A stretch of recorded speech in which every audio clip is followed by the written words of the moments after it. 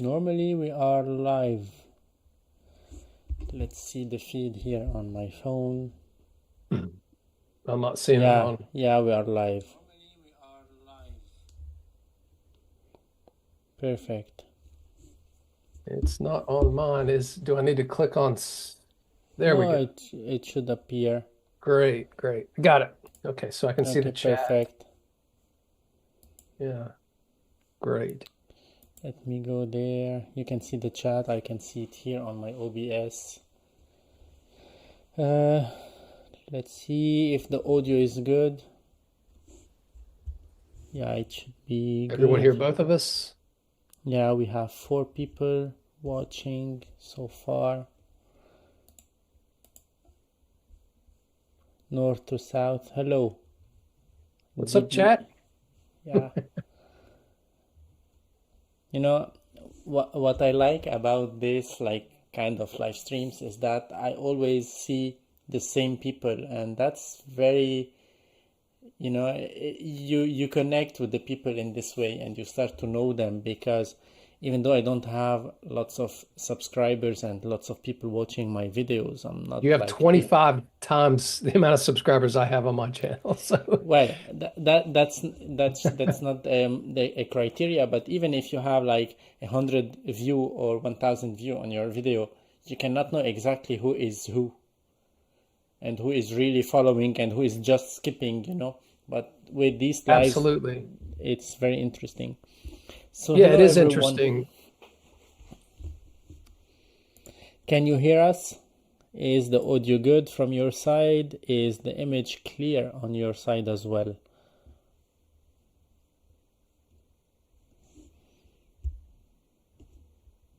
So now you are seeing me, Tim, through the A6700, right? Not from Zoom, but I am Not from from Zoom, yeah, on YouTube. yeah, on YouTube, yes. And I wanted to set up like a multicam, 1, 2, and 3, but then I decided to not to Keep do it that, simple. to keep it simple, because I got some questions. I might turn on this one here, my top-down camera, because I got some questions that I can show maybe on this one.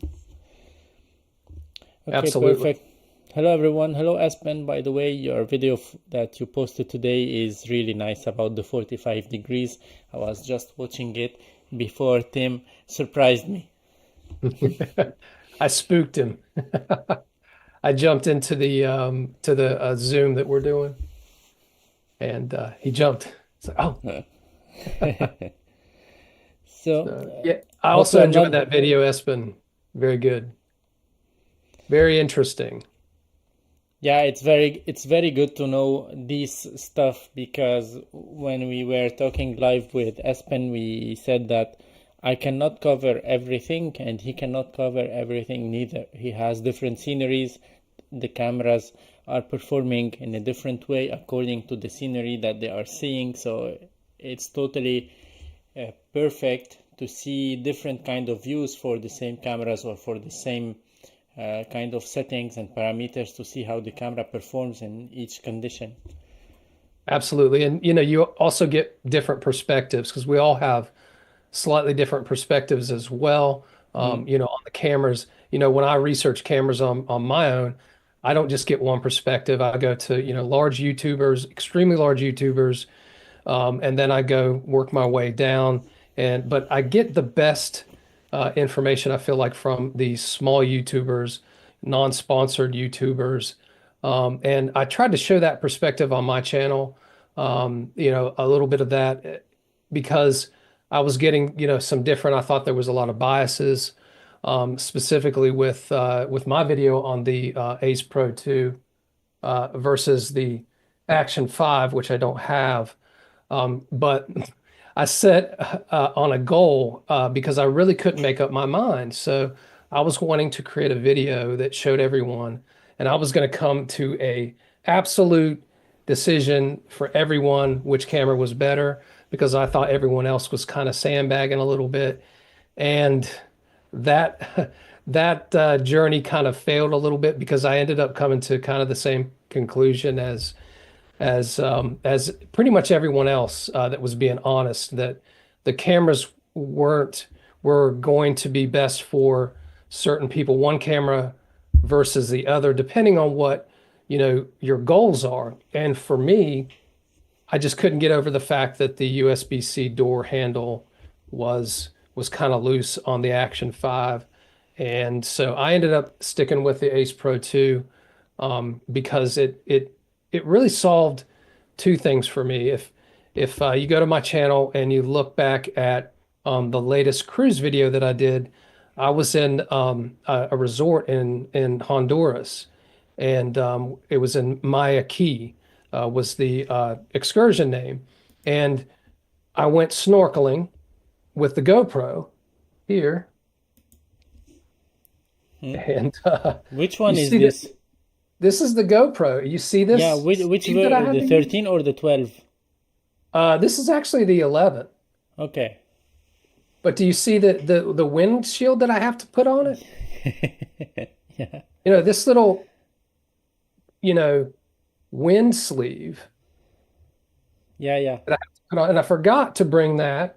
So I almost ended up with ruined footage because the GoPro just did not handle the wind very well at all. So that was one thing I wanted to solve with a new action cam.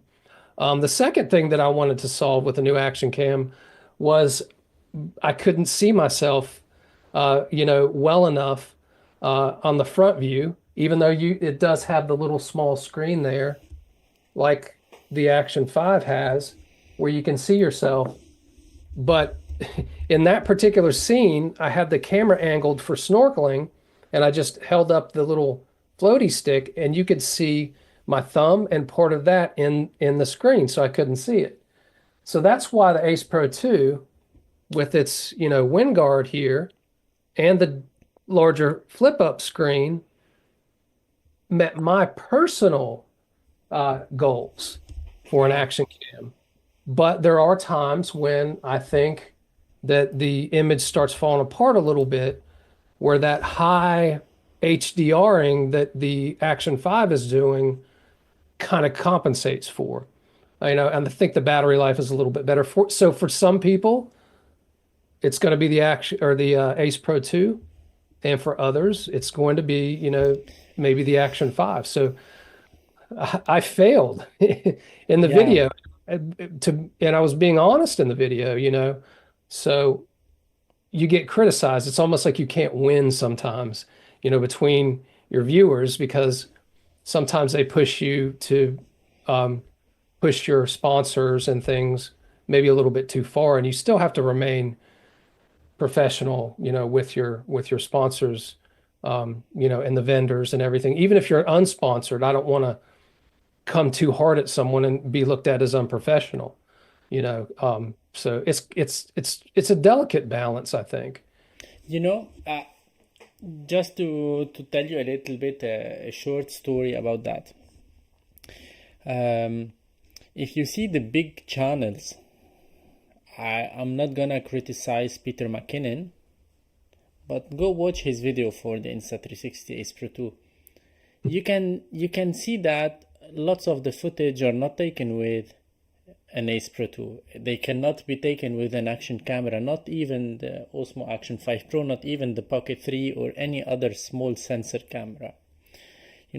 Now you are having this quite blurry background that you are having behind you that I'm having also with a Sony camera with a good lens. So these were the kind of shots that he was having in his video, and these are sponsored videos. He cannot make this kind of cinematic shot. Maybe he introduced few shots with an action camera, and that's it. And this is the difference. I'm not sponsored. I got sponsored once with Insta360, and with that sponsorship, it was about the AI feature that they included in their application. And in order for me to accept this kind of sponsorship, I requested also not to have all the money, but to make Insta360 have with me a giveaway, and we made one win the X3. So this was the kind of sponsorship I don't want, even though I'm putting effort, time and lots of effort, and Instead of that, I could have be doing some other jobs. I'm a portrait and I'm portrait photographer and videographer. So whenever I go for a shoot, it's like more beneficial for me, if you can say that, for the bank and for my pocket, than having these free videos or free tutorials that I do sometimes. And this is totally fine. I enjoy it.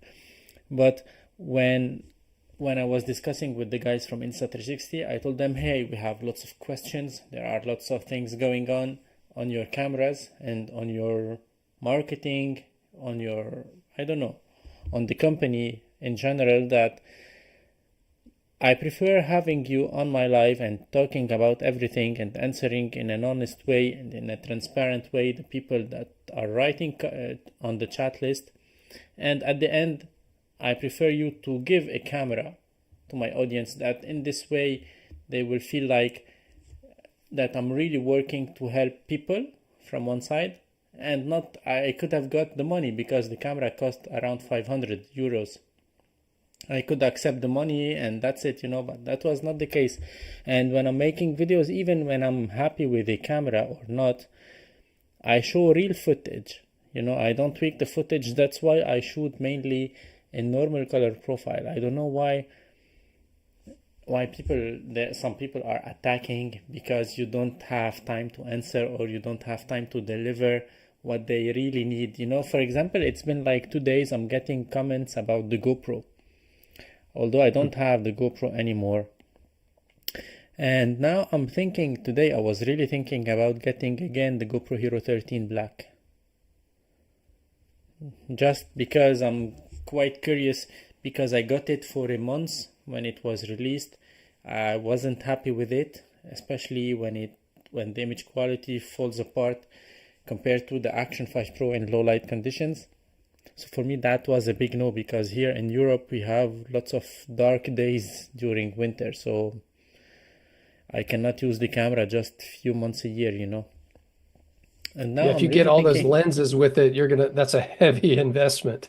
yeah. So today I was thinking about getting one just for the sake of testing it again. Yeah, I'd like to have all of them, to be honest with you, to test them out and everything, because each of them are going to perform differently and probably optimally in a certain scenario. I've seen some videos where the GoPro actually looks better in like really good lighting in certain scenarios, but it's that low light. I want a camera that, if let's say something happens, like I'm going to probably take my cameras or my Ace Pro 2 with me on vacation. But who knows what's going to happen, when I take it with me, because I'm a one camera kind of guy. When I'm on vacation, I'm going to take one camera with me for certain scenes. I might take, additional cameras and leave them, on the cruise ship or something like that. But I'm going to just take one camera to the beach, and I want it as simple as possible. But in that scenario, I may be going on an excursion where I'm going in a cave. It's going to be low light. I want something that's going to be able to handle that situation. Yeah, And I think that you said it best when you said that the Ace Pro 2 is probably the best all-purpose camera out there. I really do believe that.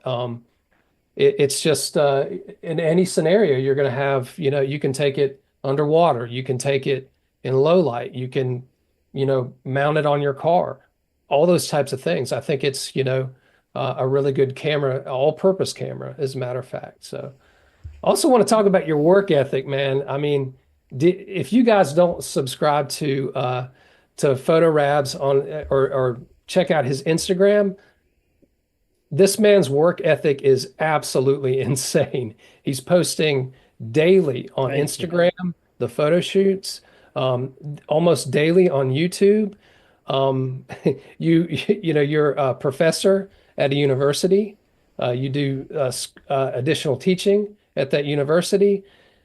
Like I said, you've got the photo shoots, YouTube. You're responding to comments on multiple different social media platforms, man. I don't see how you do it. I can barely put out 2 videos a month, and not my It's primary tiring. job either, but It's really tiring, but when you do something, well, let now it's time to talk probably about, or maybe about my story with photography.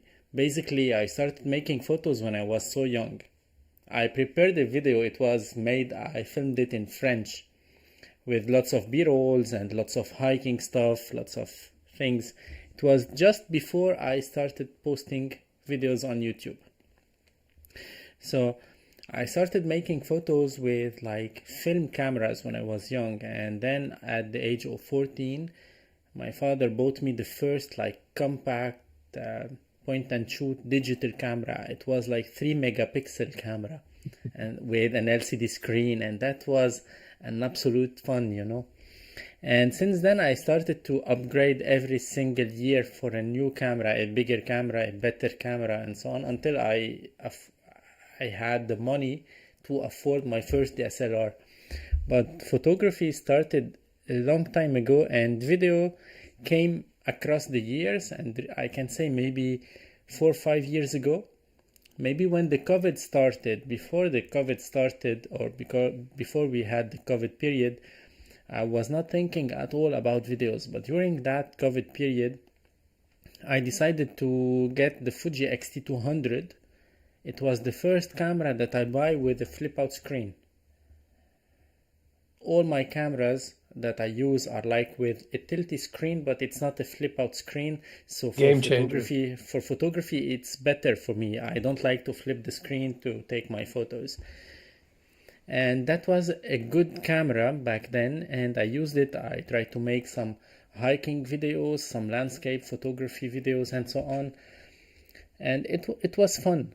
I really liked the process, even though back then I had maybe 40 subscribers, including mom, dad, and my brother, my sister, you know, the family. But it was quite fun, it was quite interesting.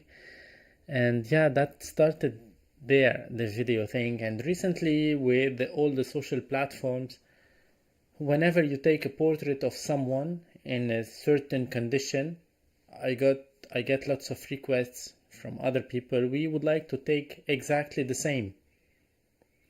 So a few weeks ago, I got a request from the girl who won the beauty contestant for my region, that she was also in the top 15 in Miss France. Nice. She sent me a message. She asked me, I can see only photos on your profile. Do you do videos also? Because I'm interested in a portrait video. Absolutely. So yeah, basically I do videos, and I do lots of portrait videos. She showed me some examples, and I told her, well, listen, I have lots of things that I made. They are on my drive. I never posted them because for me, I thought that, well, I still think that Instagram is easier for photos and not for these kind of videos. But I sent some of them, and she told me, yeah, exactly, that's what I want. So I started to drop these videos online. It was last week I started to drop them, and I got lots of other requests from people asking for these kind of videos. So that was very fun Nice. because, Yeah, I yeah, you really know, enjoyed those. it's like something that takes less time than a portrait photo shoot, to be honest. When you shoot in a good camera with slow motion and something like that, you have more things to work with, and it's quite easy, you know. It's not quite easy, because now I can say that because I know how to use my camera. But in the world of photography, in the world of portrait photography today, everyone who has a camera, they started to sign at the lower end of their image of their photo, like my name is this photography, you know. So everyone is a photographer now. Everyone started to sign his any snapshot that he takes as a photography work, you know. So that's really bothering and annoying, because you see your price going low Hmm. because some others are offering like very basic things. There are lots of people shooting with a kit lens, which is very cool, you know, at like 10 euros or 20 euros a session. They spend like 2 hours on the session, 3 4 hours on the editing for that. So that's crazy, you know. So when I decided recently to post more videos, and this is a game changer because those who are not really photographers, they cannot know how to work in videos. And photography, videography are two different words. It happens that I'm good in photography and I'm trying to be good in videos as well. I'm working on myself to be better. But there are some others who are stuck to one kind, and if you are a videographer you cannot take photos. If you are a photographer you cannot make videos unless you know how to manage that. And because I like gears, I like cameras, I play with lots of cameras, lots of brands, lots of lenses, so I have this kind of knowledge how to use the camera to the best way to deliver the best result possible in a short amount of time. So this is my story about this posting.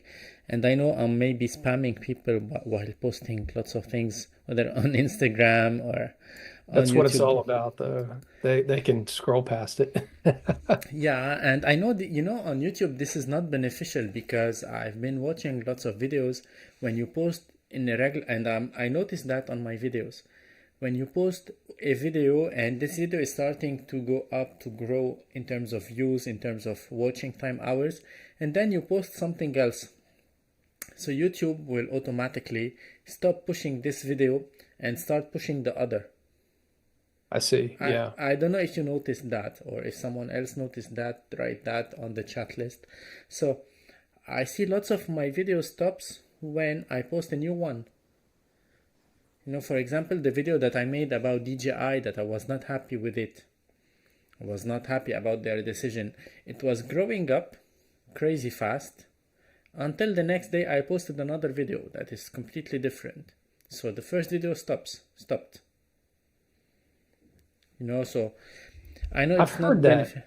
yeah, it's not beneficial to post a lot, but at the same time, I told you once, I think, I don't know if you remember, that whenever you have one tip or one thing you would like to talk about, make a dedicated video about it and don't wait to make like a longer format with more stuff, because people are I've done interested that in and one. Yeah, I I've noticed. done that and made the mistake. And before I got a chance to even post the video, there was a new firmware update. So I'm basically posting a video with old firmware at that point. So that was an excellent tip, and that's something, that I learned from you as well. And I'm going to start doing that. But I I have, just like you said, it's tough for me to even post, a Yeah. couple videos a month, just because of my schedule, just with everything. I think go into a little bit about how my channel started and the kind of the why behind my channel. Um, I used to make goofy home videos when I was like junior high school and everything, and I've since lost them, and I'd love to have them back. During the pandemic, I just started experimenting with YouTube, and I have my uh, ex-wife was a portrait photographer, and I helped her with her business and everything, and she did a great job. So I had that kind of background, but I would look at her edits and what she would see with the colors, and I can't really process that. I'm not very good at that at all. So photography was not, a thing for me, but the video was always what I was trying to get into. And when she started doing weddings, my goal, which I never had time to get into, was to be, to provide the video work for that. And that kind of feeds into what you were saying. It's kind of hard to juggle both of those because they're different niches, I guess you could say.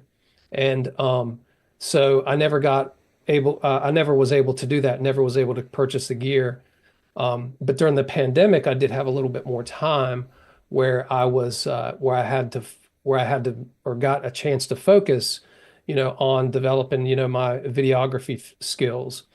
And then my son and I went on a cruise, and I recorded that. And I enjoyed the whole editing process because I'm actually like reliving, my vacation as I'm editing. So I absolutely love that part of it.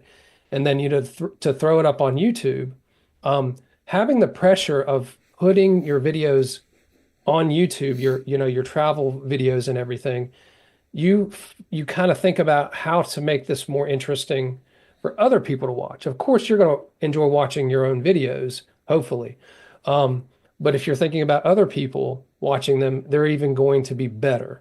So just the journey of trying to figure out what were the best cameras, the best budget cameras to take with me so that I can basically record my life.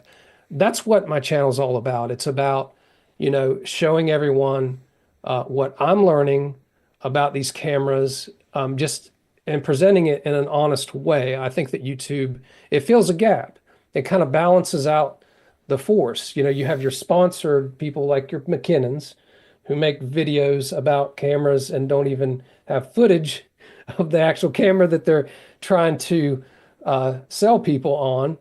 And and then it goes to guys like you who do have relationships with the companies and everything, to people like me and even smaller that are just out there pointing out and trying to just tell people the honest truth about some of these cameras because I I made a mistake. Did you ever own a ZVE10? Yeah. Stabilization, right? Hmm. I don't Rolling have it. shutter. I don't have it for this reason. Yep. But if you go on YouTube right now, the first things that will pop up, this is the best thing since sliced bread. You can spend $600 on this and Yeah. $200 on a lens, and you've got it. You can go vlogging anywhere. Let me just tell you maybe my story with these Sony's cameras. Basically, I'm a Nikon shooter because when the first DSLR that I bought was a Nikon, so I started to gather lenses for Nikon. And I have a bunch of lenses for Nikon, and later on Nikon started to make went to the mirrorless system, so I bought the first Z6 back then. It was the first mirrorless that I got. And then with Fuji, I got the X-T200, and I like the Fuji ecosystem, the Fuji style, the retro style with the X-T30, Colors. X-T3, Yeah. and these cameras. But I arrived at the moment I had the X-T4, and I was loving that camera for photos and videos. But I arrived at a point that I really don't care about the aesthetic of the camera. I want something that is helping me more.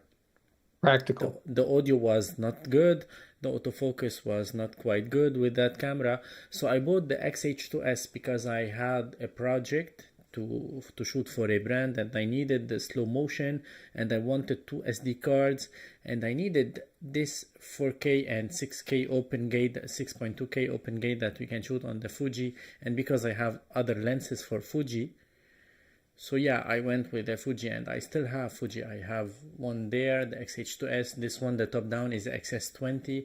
I mentioned the story about this camera, why this camera will not leave my setup at all. So it's always here. But during that period, I got lots of comments, lots of people asking why you don't try the Sony. Lots of all the big YouTubers are using Sony cameras and Canon. Peter McKinnon is Canon, some others are Sony, Matti Hapoya, and these people. So Canon, because I'm shooting Nikon, so obviously I will not go Canon. It's like Android and Apple. It's like two things that do not match at all. Although I don't have any issues with Canon. But it's not like I'm used to Nikon colors, so it's way different for me. I can use a Canon and I used a Canon through some events, but it's not the camera that I will personally like because my eyes and my brain are used to the Nikon ecosystem, which is different. Nikon colors, Nikon menus, and so on. And the Fuji colors are quite good for me. They are very close to the Nikon colors, by the way, compared to the colors of Canon and Sony. So the colors of Canon and Sony are in a way, and Fuji and Nikon on the other side for me. So I was like enjoying on Instagram, scrolling, and I got like a post saying you can participate and win $500 from B&H. So I went to this game, I played, and I won. So Nice. they contacted me. They told me you won $500, but you can only spend it on B&H. So I was checking, of course you have to pay you have to pay the shipping and everything. So I was checking. I saw back then the Sony ZV-1. It was compact. Peter Lindgren, he used to use this camera a lot in his videos. And again, they all say that this is the absolute best camera. I had the Pocket 2 back then, but the Pocket 3 was not released. So yeah, 1 inch, why not? I bought that camera. I paid the shipping fees and the extra amount because it was at around maybe 700 or 800 US dollars. So I paid a few $100s more and I got that camera, and it was quite nice. I was amazed by the focus, by the autofocus, how reliable it is, and how good the audio coming from this camera is even without a microphone when you are vlogging at handheld. And okay, the colors are not the colors that I like, because I'm used to different color temperatures, different color representation and color science. But I started to like this one, so I said, okay, why not trying the Sony ZV-E10? Because yeah, the same people who were like promoting the ZV-1 are promoting the Sony ZV-E10, so it could be nice. I got the Sony ZV-E10. Because I'm an idiot in some things, when I get a camera, I get all kind of accessories that I might use or might not use. Like I got lots of lenses, lots of batteries. I build a rig around this camera. I think that's everyone, every one of us. And yeah, so I used that camera and it was quite good, but the stabilization is awful. Whenever you put the camera, whenever the camera is still, that's perfect. I cannot use it to when I'm traveling. I cannot take it with me because when I'm traveling, I do landscape photos or event photography or portrait photography. So I have my Nikon camera for that. So I found that I don't have a place for this camera in my camera bag. I cannot take it with me because I don't want two setups, to vlog and to take photos. So it was not working at all. And back then I didn't have a YouTube setup like now where I have fixed cameras. Now I somehow regret selling the ZV-E10. It's great on a tripod. Exactly, because now I'm using on a tripod, so I could have taken this A6700 in my pocket every day and keeping the ZV-E10 instead. That will be perfect, because the A6700 has incredible autofocus, great stabilization, and so on. So I regret that I sold the ZV-E10 and I sold the ZV-1. I sold them both, but I found myself with lots of lenses for Sony cameras because I couldn't sell everything. And then was the debate, because I was waiting for a ZV-10 Mark II replacement, but we got the A6700 instead.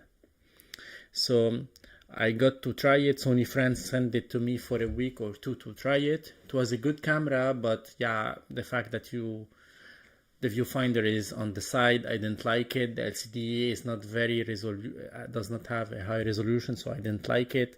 So there are many stuff that I don't like about this camera. And then I was hoping to have to see maybe the ZV-E1, and the ZV-E1 was like, cannot replace my Fuji because we have only one SD card and I cannot use it in a professional work because I need that redundant data, because it happened many times when I come back, I put the SD card in the computer and I have a failure. So you don't want to see that when you come after a wedding, because that's a shame. Yeah, big time. So I'm using the A6700 right now, and the lens that I have on it and that you're using right now is the Sigma 16 millimeter f1.4, and that is basically what I sold my ZV-E10 for. And I like the lens and the setup a lot better, but you're absolutely right. The ZV-E10, if it's on a tripod, it's great for talking heads. You've got decent color science, but the image is great, and you can always tweak the colors as well. And nobody really brags about the Sony colors. They did get a little bit better. This is S Cinetone actually, so it does pretty well. But S-Log 3, I really like throwing on. I can't remember the LUTs that I use, but they're one of the really popular LUTs, and pretty much that's all I do with those colors. I might tweak them. The white balance I might tweak a little bit on it after I get done with the video or something like that. But I really enjoy the A6700. But I got the Pocket 3 as well. So for vlogging, this is probably gonna beat out the A6700 when you look at the overall picture, of it, or the overall picture as far as the experience, the user experience, because it's on a gimbal. You don't have to stabilize it at all. You don't have to worry about trying to hold it very steady, and you get, usable footage in just about every lighting scenario. Now there is a lighting scenario, and I do believe that the variable ND filters, or any ND filters really, are a necessity for the Pocket 3, and they're a pain, but the variable NDs really help the situation. Shout out to K&F Concept, by the way, on those, the ones that you shared with me. And I actually made a Hmm? video on those and I put sold. the code on the screen. Yeah, yeah, use his code if you're watching this video. But if you want to check out my videos to get a second opinion, and I end up selling you can use mine in those videos. But those are amazing additions, to the Pocket 3, and kind of a necessity because I was shooting on a cruise ship and I had windows behind me when we were eating, and I forgot. I was just trying to be simple, just bring the camera, it'll do fine, leave it on full auto. And the windows, it just had a hard time exposing for the just difference in Yeah, range between the windows and our faces. And what happened was it washed out like colors. And had I had an ND filter on, that would have solved the problem completely. So yeah, it's about shutter speed somewhat, but I also believe that it does help in those weird lighting situations that you're gonna find yourself in when you're on vacation, and in just in general real life. yeah, It's hard when you're recording and you're trying to integrate your story and the sun is not cooperating with your story. You just have to kind of ignore that and just film, and your footage may not look the best. And that's kind of why I like the action cams in the Pocket, is that you can concentrate more on what you're doing rather than your settings. I get all worked up and nervous when I'm recording with the A6700 because I'm worried about manual, going to manual, looking at the shutter speed, and then your ND filters fighting with you, and then you get it all perfect, and then you go for a walk, and then a tree completely changes everything, and you're in the shade, and then you got to adjust your ND filter, and then you forget what you were talking about, you know. yeah. So, We are struggling with the same thing when we have a big camera in mhm. our hand to make our content or to make the vlog. For me, I'm talking on my behalf. It might be good, it might be the same that everyone has, but well, when I'm shooting with a big camera, I really care about the manual settings. Yep. Until a few weeks ago, I will come back to this after. I really care about the manual settings, but when I'm going with an action camera or with a pocket camera, I go in full auto and I don't give a shit about what it could be after, because I'm really concentrated on the story and on what I'm sharing. And Absolutely. especially recently, because I'm making videos in two languages, so I really don't have time to spend adjusting a filter or so on. So that's why even recently I'm going out with a big camera. I'm putting it in one setting. If the sun comes or if the sun goes down, I don't care. Let it be as it is, and that's fine. Because, yeah, now I really care about sharing more stuff, because I believe this is the way that the companies might be listening and might be answering. Because if you go the soft way and you send a company like DJI, because recently my video about DJI made the world tour, I got messages from people working at DJI from all over the world. I got Interesting. more than 12 messages besides the Wow. emails. But they are all like robots saying exactly the same sentence with the exactly same thing. And then after it, Mhm. well, so my video for about DJI was, I wanted to share it as quickly as possible when I saw that. Well, I went out, as I said in the video, to make another type of content, and I checked the email that I got. An email popped out on my phone, so I read the email and I was shocked. So I decided to talk about it, to share what I got. And I got lots of criticize because this is a good brand and it's a good camera. I'm not saying the opposite, and yeah, it's a very good one. But again, if there is something wrong, I try to reach out to DJI, and we work together on a part of the latest firmware. And yeah, they didn't answer all of my questions. They didn't answer all of the questions of the people watching my videos. When they tell me that your feedback is important to us, they say that we are really happy with your evaluation for our camera, for our brand. We are really happy for what you are saying, for what your audience are interested in, and then they ignore what we are saying, many times. That was pissing me off a lot. That's why I replied to that lady by email. I was on my phone, and then I decided to share the story. And I found that another YouTuber also, let me tell you his channel, because I he may have seen maybe, that video as well. I think that popped up on my feed yeah, um, let me right just, before you posted your video, his yeah, it video, and was I knew your video was exactly, coming. it was before my video, but I swear I didn't watch his video before mine. Let me go check it. Well, you made a reference to it in a live, I believe, and then I Yeah, saw his worth video. it or not. His channel Yeah. is worth it or not, Yep. And Yep. we talked now. We might have like a live stream together That would be awesome. in a very short time.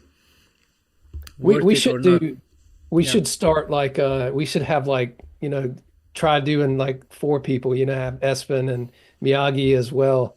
I know yeah. that it might be confusing, but I've seen it done before and I enjoyed conversations, with a group of folks as well on a live. That would be great.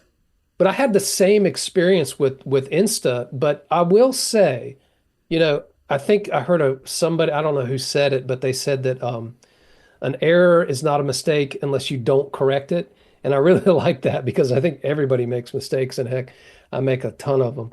But Insta, with the video that I posted about the max ISO not sticking after you power cycle, I had someone from Insta360 comment on that video, and then it suggests I reached out to support, and I was like, well, I already reached out to support about this. They closed the ticket, and two firmware updates happened, and the problem was still not addressed.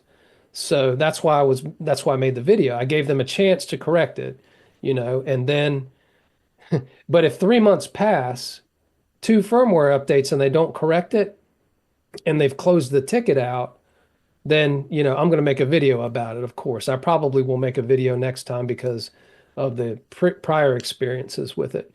But the first, I took another ticket out and contacted them, and they handled the situation pretty well from the get-go.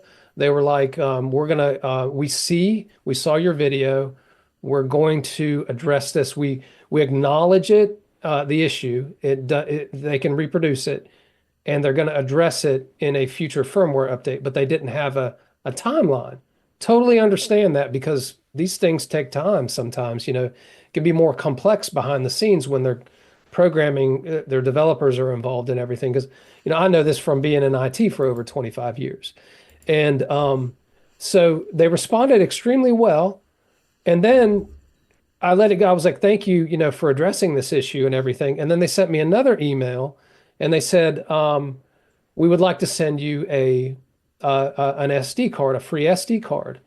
And I kind of waited a little while. I didn't have a chance to respond because I didn't know how I felt about it. And then they sent me another email with a ticket closure. They were going to close the ticket.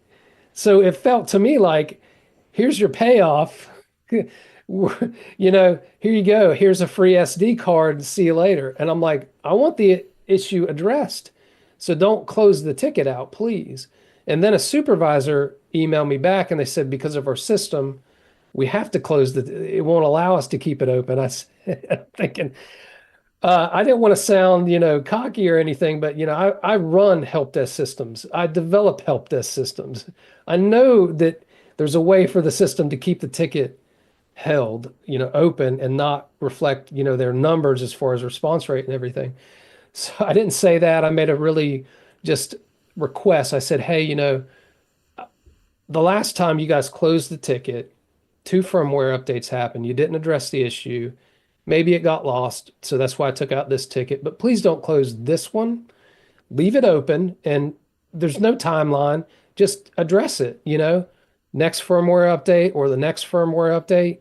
If it doesn't get addressed in like 3 or 4 firmware updates, then we may have another issue. And I'd like an explanation. Hey, we're having trouble integrating this because it's in, RAM instead of the ROM, and it tends to reset things because of, give me some kind of explanation that makes sense. And that's fine. I get it. But don't close the ticket out and send me an SD card, And then they responded again and they said, we're sorry, we agree with you. We're going to leave the ticket open. We still want to offer you the SD card. And then I sent them an email back. I said, I'll give you my information, but make sure that me accepting the SD card doesn't affect your ability to address the issue. I can go buy an SD card and thank you for it. I appreciate that. Appreciate the kindness and generosity. But, primarily I want the issue addressed not only for me, but for, all of your customers, because that's it. I think that maybe these companies really don't understand more of the Western style, because they're Chinese companies, of customer support that we're used to getting, in that, historically, Chinese companies have been more along the lines of just pushing out, mass quantity type of items. And I think that now they're getting into the markets where we're wanting a little bit and expecting a little bit better responses from them. And they're getting it. They seem to be getting it. DJI is really good. I don't know. Do you know where KNF Concept is headquartered at? Yeah, it's in China also, in Shenzhen. They're really good because I had some issues with some of the or not the ND filters, but the mist filters, which you said you were using a mist filter as well. Can you show us? Well, this is the mist filter quarter from KNF Concept, the black diffusion. And when I take it off, it's a magnetic one. When I take it off, you can see all the pores on my skin. Absolutely. I really need one of those. And when you put it, voila, no editing needed. Nice. I need one of those for this one. But yeah, I had an issue with their mist filter because it was advertised as it would allow the Pocket 3 to close, and mine didn't. They immediately sent me a new one. I had to take a picture or a short video of the issue, immediately sent me one. And some of my viewers who purchased it from my link were having some issues with their variable ND filters. And I just told them, hey, KNF Concept, their customer support is really good.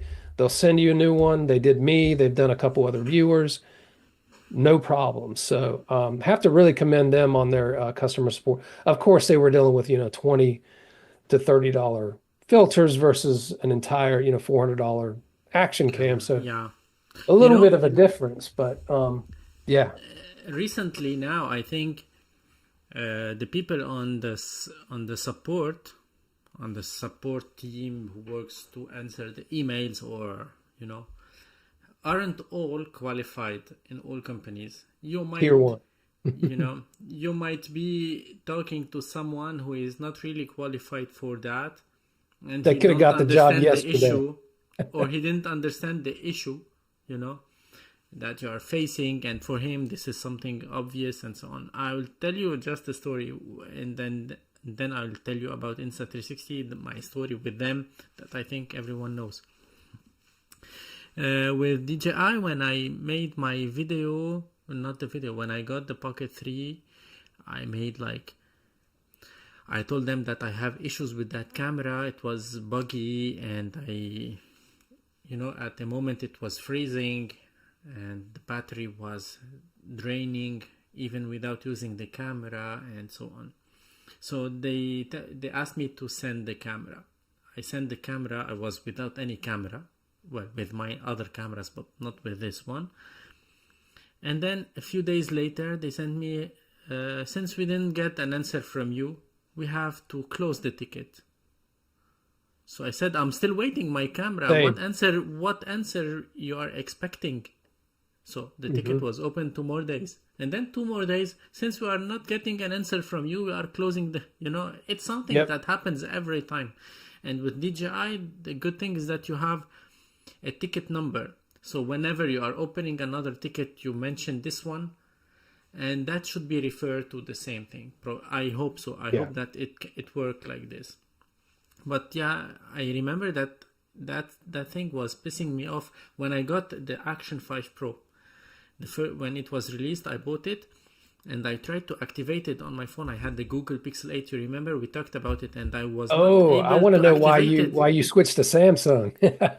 I was not able to activate it at all on my phone, and I was like, you have, I think, 5 times that you can use the camera without activation, and then it will be blocked. I was like, I used it 1 time, 2 times, 3 times, and they are not helping me on the support. I was chatting with them, and no help at all. And I was like, come on, guys, And then few hours later, no answer from your side. We have to few days later, no answer from your side. We have to close the ticket. No, but don't close it. My camera cannot work at all. Give me something. So yeah, with Insta360, the story was like, I remember it was the Insta360 Flow. No, I had the One X2, and it was great. I bought the X3. It was great. And I used them in lots of my first kind of videos. I don't know if they are on my YouTube videos. Well, I think.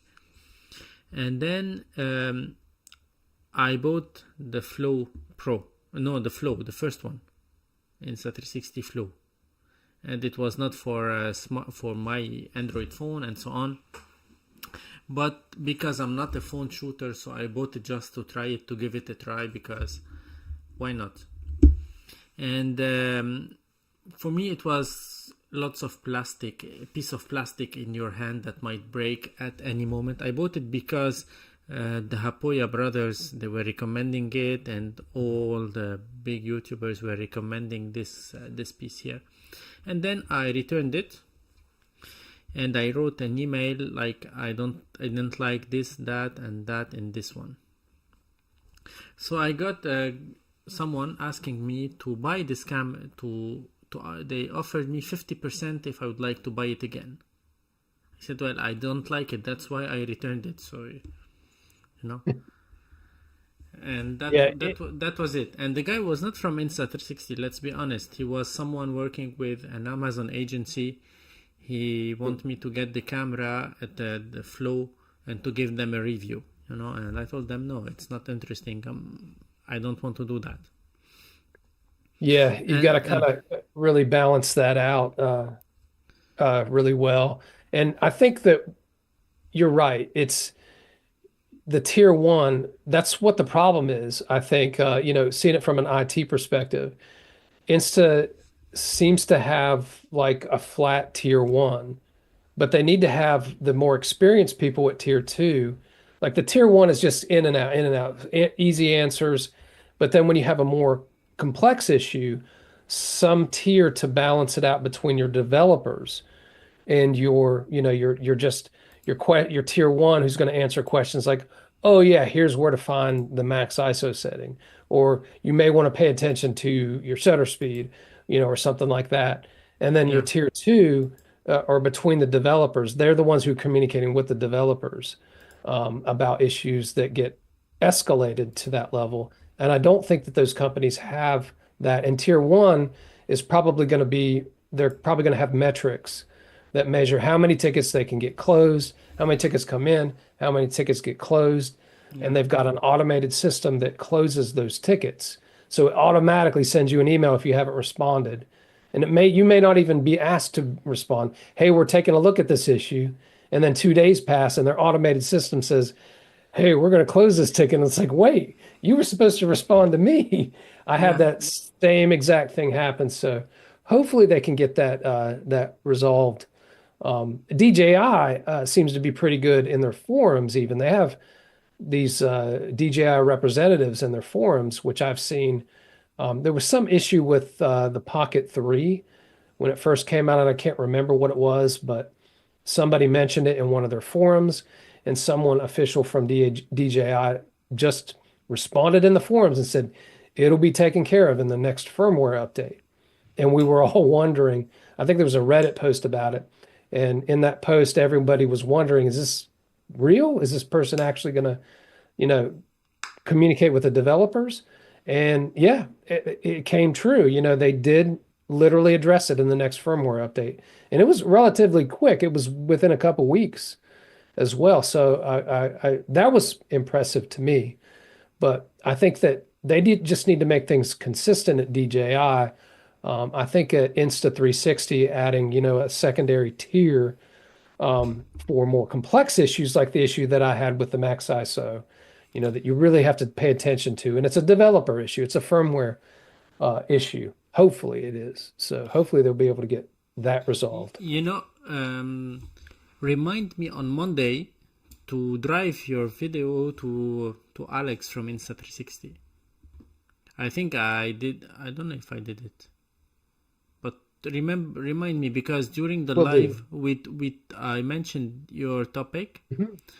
and it wasn't. I didn't have that issue on my. I didn't see it on my camera. Right, right. And by the way, yeah, I have to check that myself, because I have two acepro 2, so I can see if it happens on one and not on the other. Right. That could be good. But lots of people are commenting on Reddit about not only cameras, but now we're talking about cameras, so you can see everything there. But it's easy for me to write something without verifications, or without like proof, or without, that's why I tend more to make videos about the issues and trying to show the issues. That's why I told you, make that video, post that video, because this is, Absolutely. Yeah. when I told DJI we have an exposure shift in one single frame that is like doing like this, you can see it. It's not maybe a third of a stop changing, but it's like going plus third minus third, all the time, and that's annoying. And they told me, send us some footage to check. So I sent some footage, I sent some videos that I saw on YouTube about that topic as well. And they told me that we will work on this. But the firmware went out and they didn't work on it in the firmware. And I don't know if you watched the video, I think, yeah, but Probably. that I made for the DJI issues. And once Yes. again, it's not like I really like DJI cameras. I have their drones, their Pocket 2, Pocket 3. I have lots DJI mic, DJI mic 2, DJI mic mini. I have lots of DJI products. But that's why I made that video, because I was thinking that the girl who is sending me emails from DJI understood the issues, because she wanted me to report the issues so they can work on. That was her first email, you know. And then I was happy when a brand like DJI reach out and they tell you that, hey, we saw your videos and they are quite good, and you'd like you to help us in the firmware, what you'd like to have, what are the options, what are the features, you know. And you feel like you have a certain amount of like I don't know how we can say it in English. Leverage. I would say leverage. Yeah, exactly. So I was happy about it, and they sent me the Air 3S. They didn't even ask me to make a video about it, and the good thing is that we didn't have good weather as well to fly drones here, but that's another thing. But they sent me that drone because they want me to check it if there are things going wrong and so on, because I'm also a partner with a drone school here in my region. So the drone school are teaching the people, or Is that job number 5 or 6? No, it's like a hobby, because I made my drone school there and I know the guys. They are really nice, and I have the authorization whenever I would like to go make an FPV flight or test a new stuff, because they made their own drones, and not only small drones, but because I work at the university and this specific drone school, they also develop drones, big drones, that in my lab in the university we use their service to fly our instruments to make some greenhouse gases measurements and this stuff. You know, we used to fly on balloons, but we also fly with ultralight motors and small planes, airplanes, and drones and big drones, you know. So I have this kind of relation with these guys, and whenever I'm in the neighborhood I pass, we have a coffee, we talk, you know, and it's a good thing. So that's why DJI told me you can go try the Air 3S if you'd like to, and you are not obliged to make any content about it. And you know, and this is the same thing, that the same kind of relation that I have also with Insta360. Even if they sent me something and I showed lots of footage where the quality of DJI is better than the Insta360, and I made a video where in my video I made lots of points, and I got criticized because I mentioned points that I use, you know. And in the way that I use the camera, the Insta360 is for me better than DJI. But for me, for my kind of use, it might not be yours, it might not be his point of view. But for me, for my type of view, you know. But Insta360, they never told me that take out this video, or don't talk about this, or don't mention that. And the proof is that we were live and everyone was asking whatever he would like to, and the questions that they were not reported, I tried to ask them. You know, you were not here, I think, in the live, but you told me to mention your issue, and I tried to do it. And of course I forgot some, but that's human, that's very normal. But yeah, the thing is that this kind of relation where you are not obliged to say anything about the product is cool, and I don't have a signed contract. You know, for example, now I'm testing a Zhiyun stabilizer gimbal, and I'm testing what else. I have lots of stuff there. I'm testing a new NAS drive there that I haven't played with a lot to make a content. I have the Hover Air that I started to use, but now the weather started, well, today it was raining, but I started to turn it on to try to play with it. And I have a bunch of other small rig things, and I have this is Falcam stuff, you know. So I have lots, and Ulanzi, and I even got few tripods from K&F Concept to try. And yeah, so Godox, they sent me lots of stuff, flashes, mics, but they don't have anything to say, because when a company asks me, well, you have to say good stuff about our brand, I say, hey, I can, but I have to mention that it is sponsored, and you have to pay me at least the amount of money that you will send me should be acceptable for that. Otherwise, I won't do anything. And it's a commercial, it's not a review. Exactly, it's a commercial, it's not a review. For example, Saramonic, who gave me this mic, They never told me to make a video about this mic. They sponsored many videos on my channel. And even in the videos, I tell them we have a contract signed, you have to pay this amount, and I have to make this video within this window of time. I try to reach out to them. I say, hey, what you would like me to include in this video? What are the things that you don't want to include in this video? And they tell me, hey, you do whatever you want.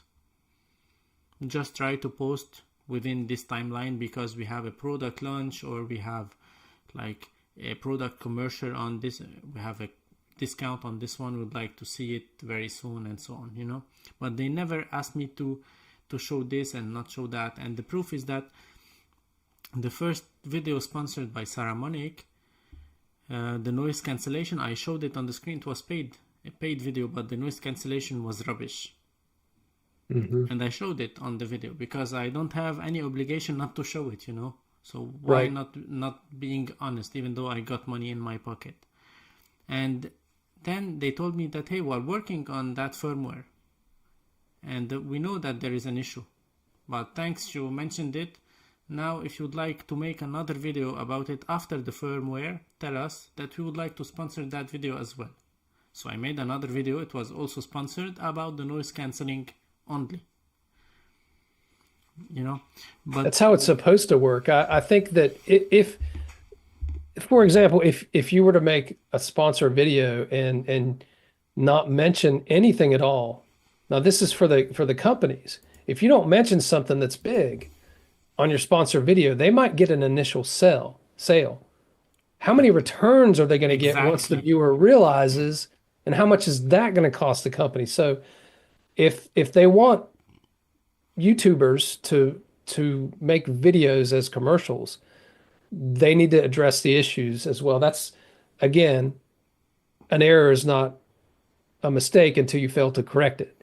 And so, yeah, absolutely. You know, that's absolutely fair. It has to be, you know, it has to be a healthy balance, which you've kind of alluded to, you know, in several of your videos. There's nothing wrong with being sponsored unless, you know, you're taking, you know, unless you're creating videos that don't mention these things or that, in my opinion, if you make a video like McKinnon and you don't even use the product, to me, I did not like that video at all. To be honest with you, I thought that was an unfair video. There have been plenty of other, I think, what is his name? Lindergren. yeah, Peter Lindergren made an excellent video for the Action 5. He made an excellent video of the Ace Pro 2. He didn't use the cameras exclusively. I think that's kind of fair, but he showed actual footage, like a good bit of actual footage from there. So I think he did them right. It was entertaining, and he clearly stated, this is a sponsored video. Maybe if I were to do it, I would probably say, hey, sponsored video, this is basically a commercial. Here you go. But it's, you know, it's a personal thing. I agree, you know. How you handle it is your personal, you know, decision. So as long as you're honest, you know. Yeah, you know, there are some kind of products that such as lights, UV lights, tube lights, and you know, these stuff that I don't use them on a daily basis. I will not change my key light every time a brand will send me a new COB light, because just to be behind the desk, you can see on Zoom how messy is the place. If you just want to go there, you have to move everything, and I don't want to do that every time I have a light and change my setup and so on. So I try to, that's why I'm searching for a second setup in my apartment to be able to test these lights. And there are some upcoming videos about new lights where I cannot use them in my main studio, is not because they are not good, but because I don't want to change everything every week. So I need something where I can change easily the lights. So that's why I have some other setups or other upcoming videos coming soon, starting next week, about new lights that I tried, that I can recommend because they are really nice and they delivered good quality compared to the price. but I don't use them on a daily basis because my main YouTube setup is here or outdoors. And whenever I'm doing a second kind of talking head shots, a second setup, in that case I might use the other lights, but it's not gonna be the lights that I'll be using on a daily basis. And yeah, this is the only topic that or the only kind of products that I don't usually use a lot before making content.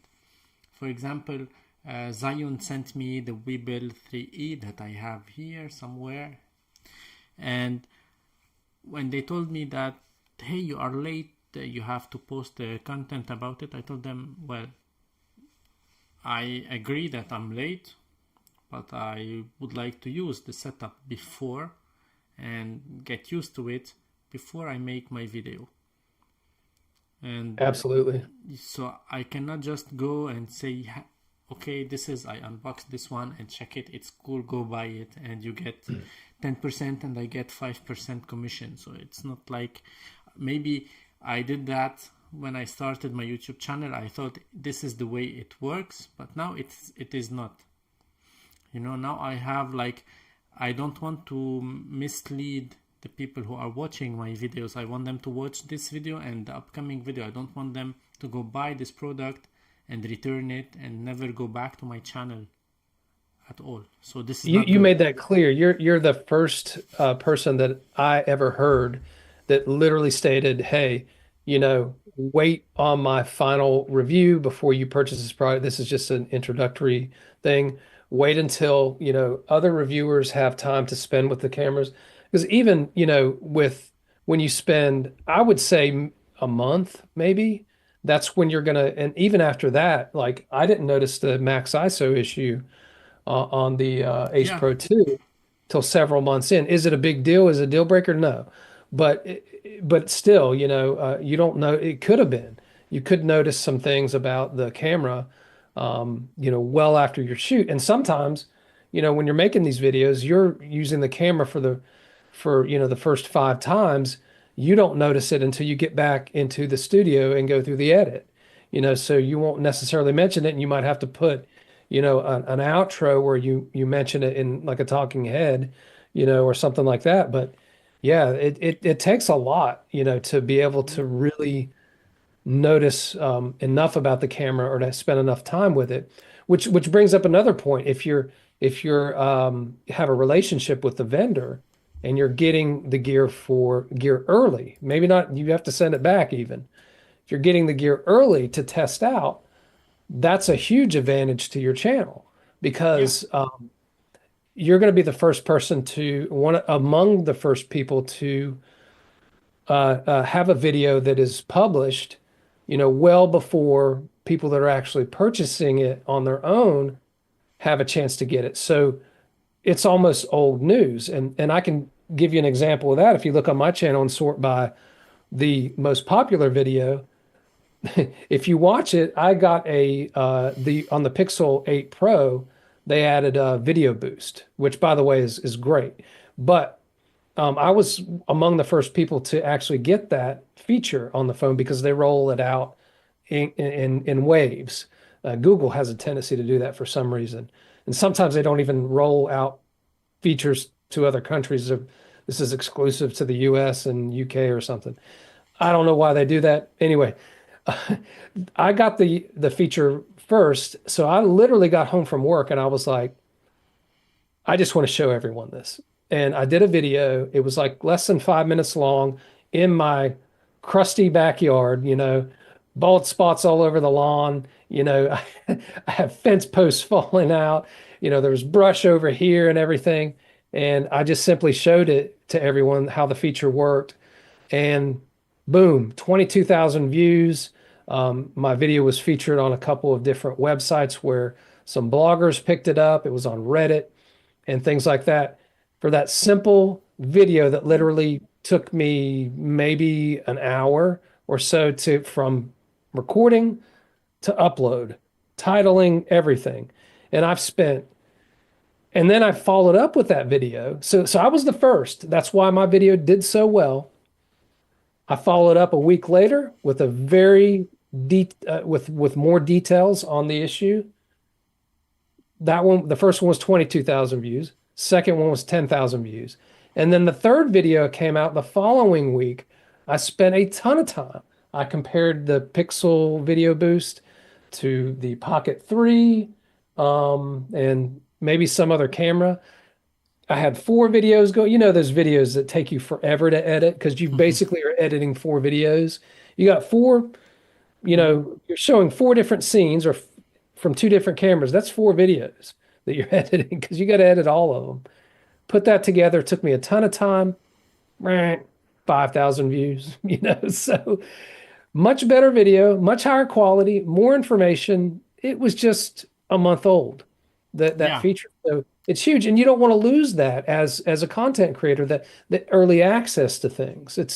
It's a huge deal when Tamara Gabriel comes out with a video and Peter Lindgren and everybody else is coming out with a video, everyone's going to watch them, buy from their affiliate links, and then you come out with your video, a month later. It's not going to do as well. yeah, Hopefully people wait, but not but always. but these people who are getting the cameras before the release and are making content about them, I always say these are like great videos to watch, but I cannot only rely on these videos if I want to No. make my own purchase. Right. Because these people, with all the respect I have for them, Peter Lindgren is one of my favorite Mine too. creators, you know, and they are not using these cameras. After the first video or the second video they make for the No. company, they stop using them. Hmm. We stopped using or we stopped seeing footage from them. Hmm. And that should be something important for the people who are watching, you know. And you go David Manning, which is one of the best creators, I think.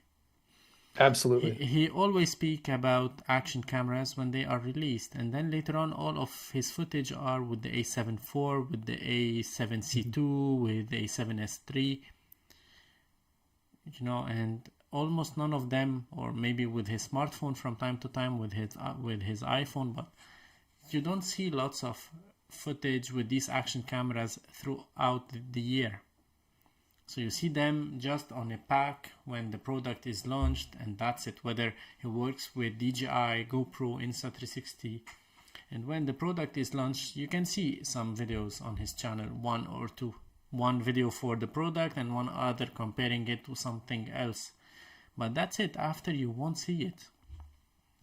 You You're know, absolutely right. That's a good point. So they're you not know. using it. They're not finding out about these small issues that we're Yeah, finding they out. they don't care about the issues because they got their money and they deliver the content. And once again, with all the respect, because it's a job at the end of the day, they cannot keep working on a product because they have some other products that they can bring them money. So that's Hmm. why these guys are great. You can watch them. But if you'd like to see more in-depth videos about the cameras, you gotta watch smaller creators, because these people do not have a bunch of things, so they have to work with.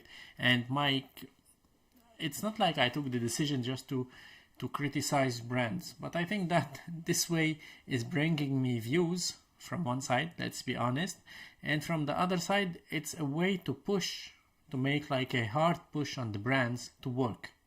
Absolutely. Because Yeah. when you stay gentle, when you stay like soft with a brand, they will close the ticket. Hmm. Yeah.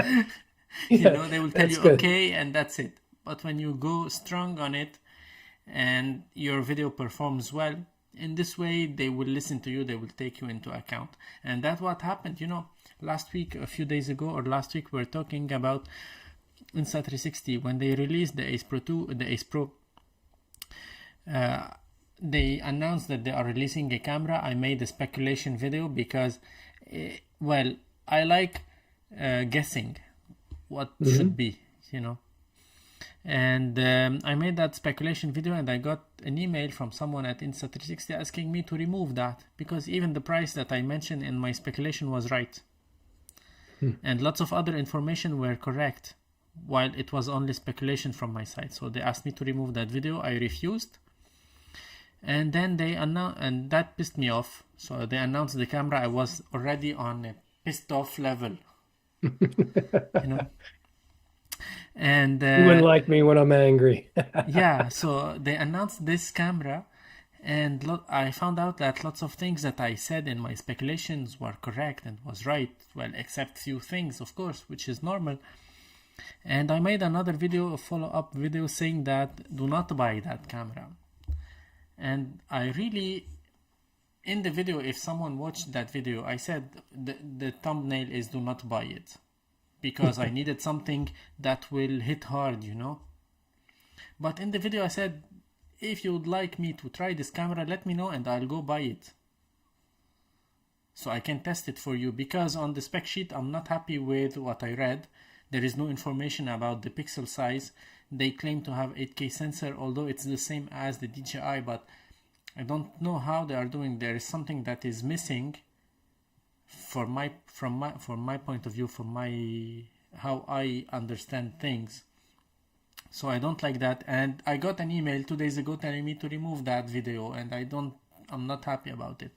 So by that time, the video started to grow during the few hours later, and I got lots of messages. Yeah, we'd like you to try this camera. So I bought that camera. I made an order on that camera, and back then I didn't have any affiliate link with Insta360.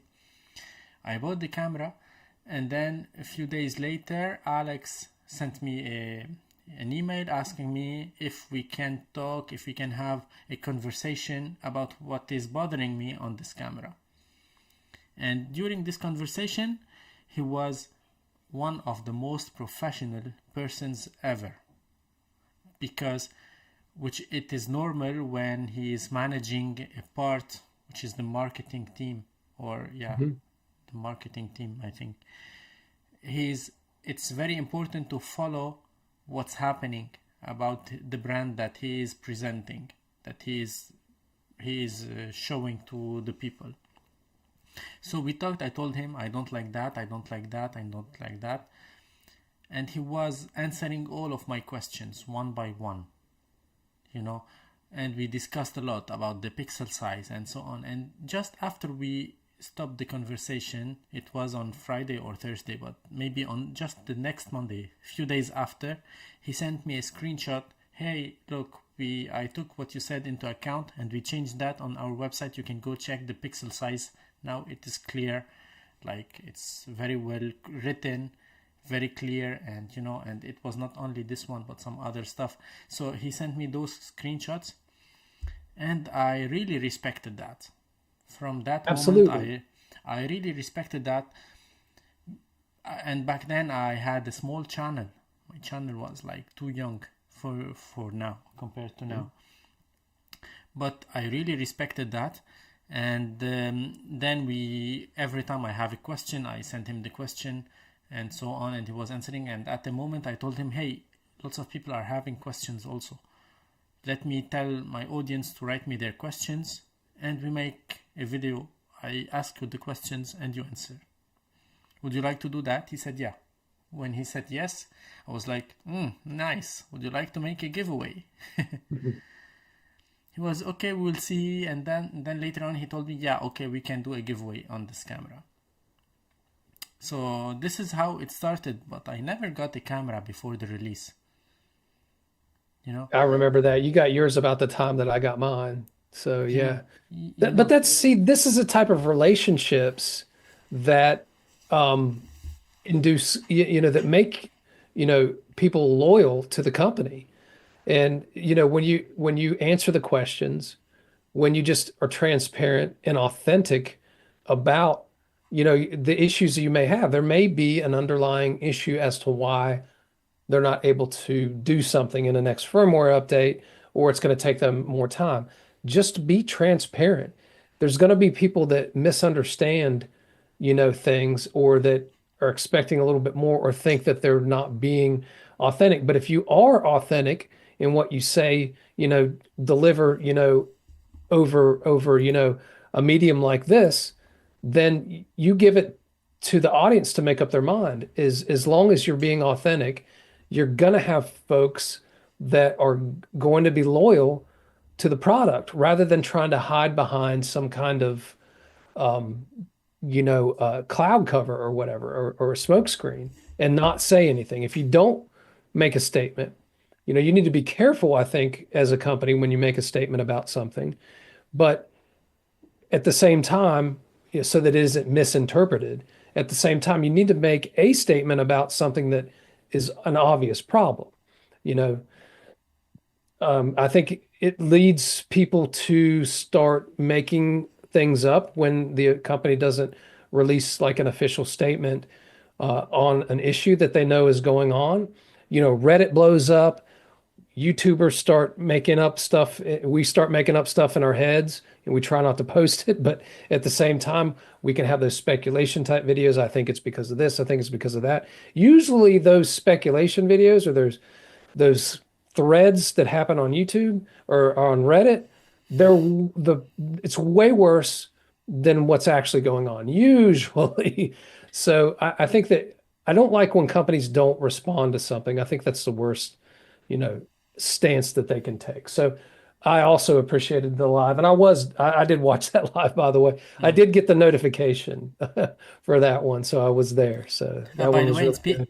in speaking of the notification, have you guys activated the notifications on my videos? Because Tim told me 2 days ago that he didn't get the notification on my live that I made 2 days ago. So just to be sure, because I'm thinking about asking YouTube about this issue if you encountered this. Yeah, I do get the notifications on your videos, but on the last two lives, the one with uh Miyagi. Miyagi and Espen, I didn't I got the notification in my email because I clicked on notify me, but I didn't get the notification like on YouTube on the little bell type thing, but I had received those prior to that. I don't know what the difference was. So yeah, if Okay, anyone in the chat has experienced this as well, please let Rabs know about that. We probably should take questions, Chaxologist, maybe. you got activated.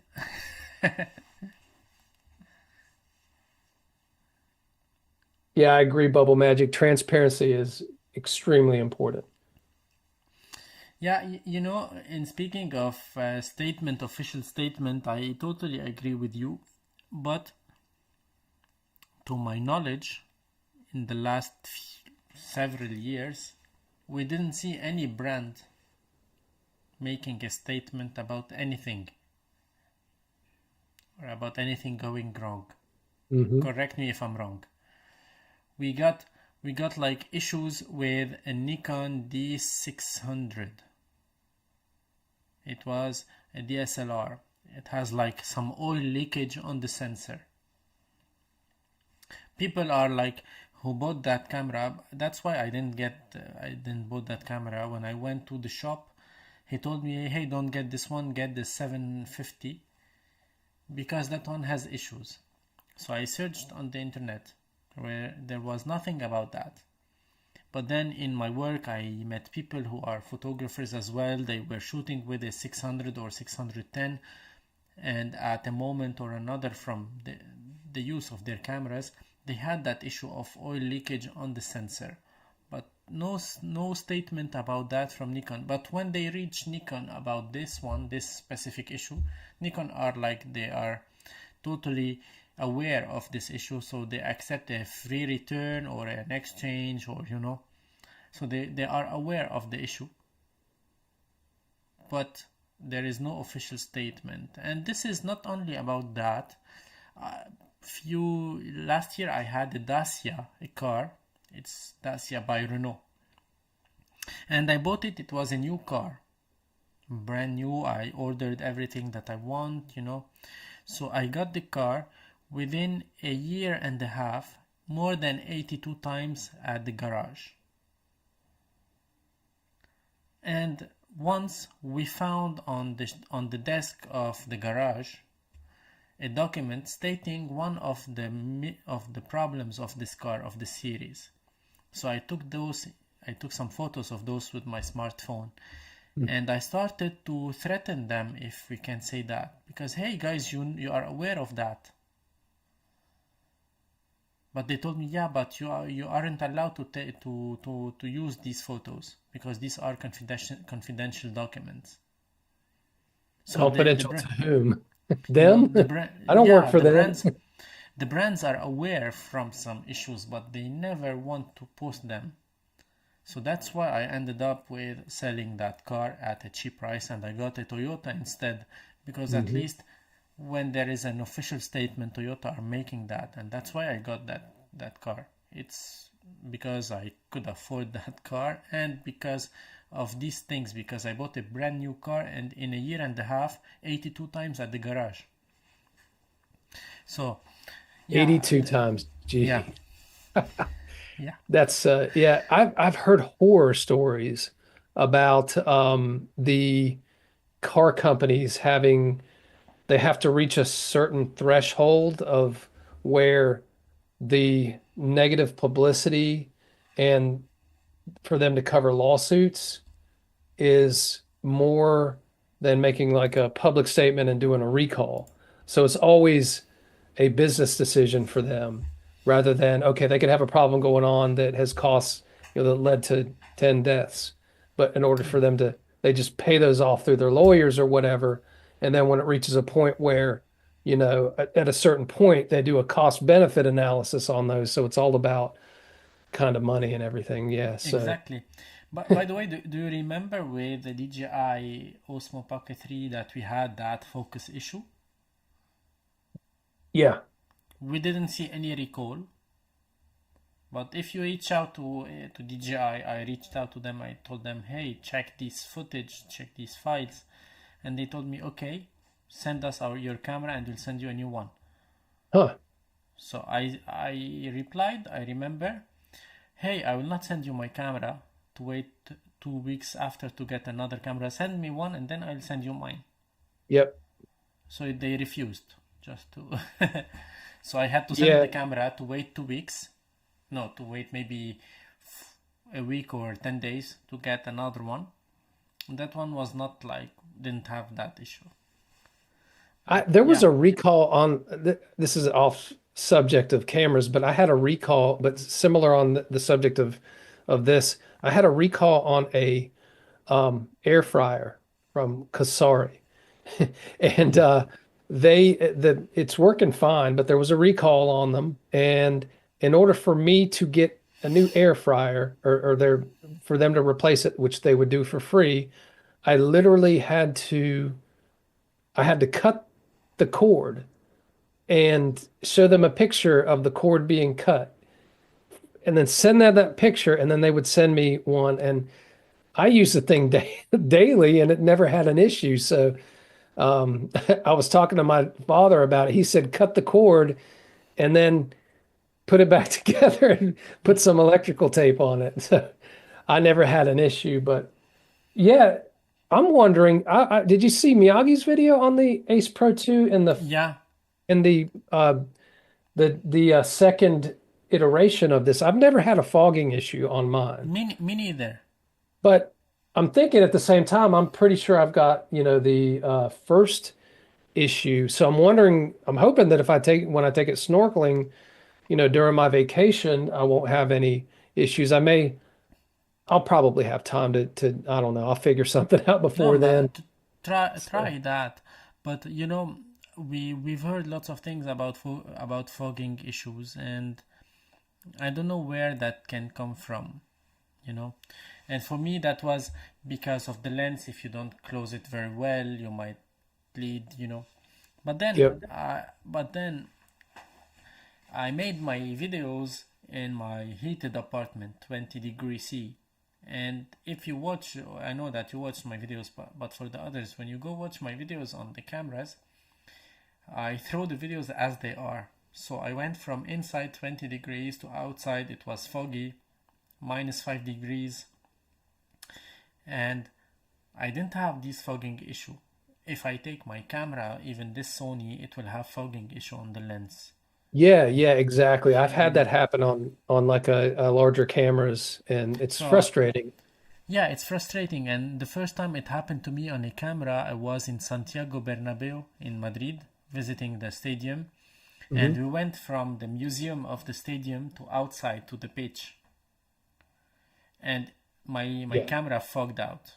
And there was That's what's happening, and I tried to clean it and to but this is something that happens. I do also night photography, astrophotography, and whenever I do astrophotography, I keep the cameras inside of my bag. I don't take it out from the car to the outside, just the camera. I keep it inside of my bag. I take my bag out. I put my bag out in the wilderness, in order to accommodate to the temperature slowly. And then I put my camera on the tripod and I make my photos. Because this fogging issue will happen on any glass, on your sunglasses, on your eyeglasses, on any glass. And that's something that can happen. But for my kind of use, even though there are some of people who used to watch my videos that I blocked because they started to cross the line on a personal level, and I'm not, well, I can say it clearly. And if they Totally are fair. watching in a way or another, they might know themselves, and I really don't care. But I didn't hide that issue because I didn't have it. I went out in 20 degrees to -5, so we have a delta temperature, a difference of temperature of 25.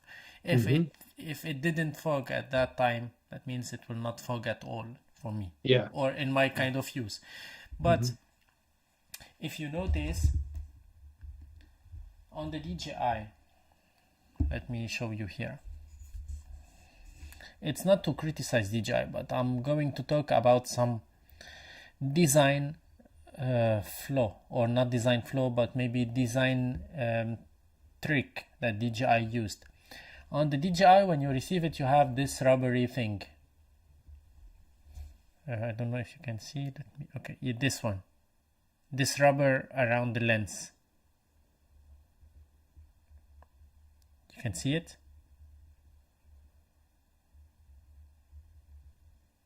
Yeah, it's delayed on YouTube, so I have to Yeah. see that because I have a different view. Yeah, Okay. yeah. So this rubber thing, in the beginning, I didn't pay attention to that and why it is here and so on. But one day, it was Freewell who sent me some filters to try for the Action 5 Pro.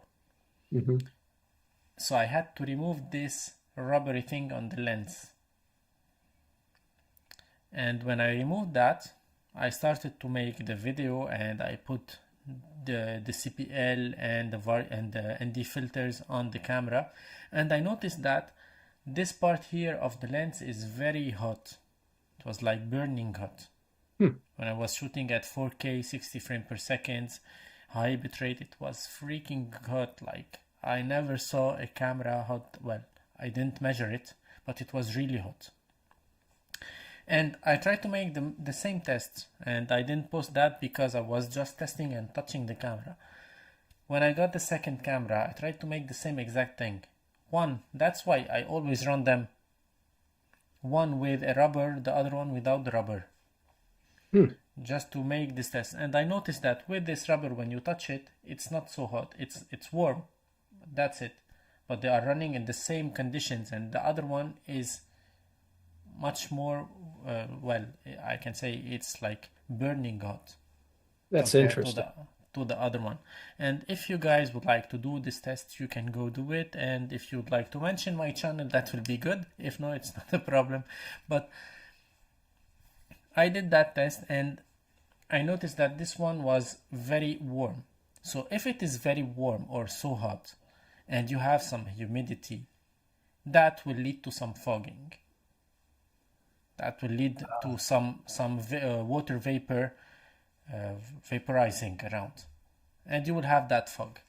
And when I got the second Insta360, I see this is the first one from the first batch. On the first one, we don't have that rubber thing.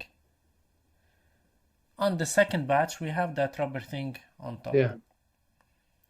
And I think this is the main thing that they changed on the camera, because if you can dissipate the heat in a different way on the lens, so you will have lower temperatures to deal with and less water vapor to evaporate, so you'll have less fog or even no fog at all. And I don't know, but I watched a video quickly yesterday about DJI having fogging issues on Hmm. the Pocket 3. Hmm. On the Pocket 3, no, I got, yeah, exactly. I have to check that video, and whenever I find it, I'll mention it. But on the Pocket 3, they had that, and when I saw that video, I took the Pocket 3. I was making a video with the Pocket 3, and around the lens you don't have any rubbery thing. So when the camera head gets warm, that will lead, in certain conditions of humidity, that will lead to fogging. So I think this is physics. This is up, yeah, this is physics, and this is about the thermal management of the heat dissipation of the cameras. Remember that the lens is a place where you gather all the light, and the sensor is not far away from the lens, so all the process is being done close to this area here. So that's why all the cameras are like from somehow plastic or rubbery plastic. And I remembered, just to give you, this is my physics talk for tonight. So I remembered a few years ago when I got a GoPro. I think it was the GoPro 11 or 12, I don't remember. I took that GoPro. I was very excited about that camera. I took it with me to the gym. It was not so hot in the gym, and it was not running like for the whole session. It was turning on, off, and I noticed at the gym that the camera was very hot, like from everywhere. I went to my lab, to my office, and I took the thermometer and I measured the temperature. So the way I dressed in the gym and I went to the lab, the gym is like in the next building, and I arrived to my office, it was like maybe 15 minutes or 20 minutes later, and the camera was about maybe 57 or 65 degrees, well, around 50 degrees C, let's say that. I Wow. have a video about it online, you can go watch that. And I reached out to GoPro. I called them. I told them, hey, I got that issue. What do you think? They told me, don't use 5.3K or 5.6K. Don't use 60 frames per second. If you can use 1080, that's perfect. So if I just combine this with what I noticed on these cameras, that means when you use your processor less, it will heat less and you will have less issues. The GoPro, if you look at the body of the GoPro, is not as rubbery and it is not as plasticky as these cameras. The body of the GoPro, it's from some alloy, from I don't know which alloy, but it has metal and it will heat up. I don't know if they changed it. I didn't have any overheating with their latest cameras because I haven't tried them for a long time. But yeah, these cameras, if you check the bodies, are like from a rubbery or plasticky thing, so it will manage the heat differently, and you have like some openings with even on the mic side or on the bottom side to dissipate heat. But on the lens, everything is closed to maintain a waterproof system. So if it got warm or over warm, that might lead to overheating. In my case, I haven't tried that. I might maybe do a test where I put the camera in 8K 60 frames per second under the sun. That might heat, which is, I don't know if your head will not heat if you stay under the sun for this long, but but for me, I didn't have issues with overheating and I didn't have issues with fogging. The only thing that I noticed is, once again, which is not a flaw of the design, but it's something that the brands do not tell us why we have this ring. The reason DJI used to say about this ring is that it makes easier to remove the lens and to put it on, to have a grip around the lens. That's what they say. But try to remove the lens without this rubbery grip. It's easier because this rubbery grip, when you start to gripping on it, it will go off. So you cannot take out the lens easily. This is my point of view, and if someone has some other point of views, let me know. Hello, Miyagi. Maybe we'll see a GoPro with a heat sink all around the lens. Yeah, maybe. Yeah, by the way, If you think about this, now you mentioned it, the GoPro, they do not have any rubbery thing around. But they do have that extra heat sink. Maybe It's that's the not, no, reason why. it's not a heat sink, and GoPro made a statement about that. It's just for the Hmm, design. It's not a heat sink interesting. like, yeah, like we thought about. Hmm, very interesting.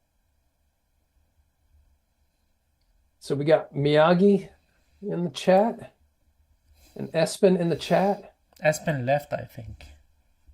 He might still be there. I was kind of joking about with them about we all need to get together and go on some kind of vacation, like a small YouTuber cruise or something like that in the future. That would be fun. We have. Do we I can have make a questions? physics talk too about batteries. Yeah, go ahead. Power delivery. I when I was getting my A6700 set up, I was doing some research on how to properly set it up and if I need to purchase like a dummy battery. But the power delivery is a very important thing, um, very important technology, but you have to have the right charger, you have to have the right cables, you have to have the right port on your computer for power delivery to work properly. And what it will do is if you're plugged in to a power source, the whatever you're using, camera, cell phone, whatever, will get power directly from that power source rather than it trickling through to the battery and then pulling from the battery. Because the way these batteries work is that the lithium ion batteries will degrade over time based on the amount of charge cycles. So if you're constantly charging it from 99 to 100 and then back to 99 when it pulls from the battery source, that's 1%. That's 1% of one cycle. And these batteries are only good for a certain number of cycles. Sometimes they may be rated for 1,000 cycles, 2,000, 4,000. But essentially, the power delivery will keep your battery from degrading. And this is important on your cell phones as well, especially if you're plugging them in and using them as a GPS device in your car, which I know a lot of people are. But also for the A6700, I know that we've been going for how long? Almost 2 hours now. And mine is not overheating at all. Yours isn't overheating at all. Exactly. I'm So still using very it, good. and A lot of people have questioned whether or not the A6700 would overheat in this type of scenario, and proof is in the pudding here. So I had a question. You used to use the Pixel 8 Pro, right? no, Pixel 8 Pro. Yeah, exactly. Pixel Pixel 8, and 8 you Pro. switched to the Samsung, or Yeah, yeah. was there a reason for that? The reason for that is that I used to use Samsung phones before. At a certain time, I switched to Huawei. It was a Mhm. good deal for me.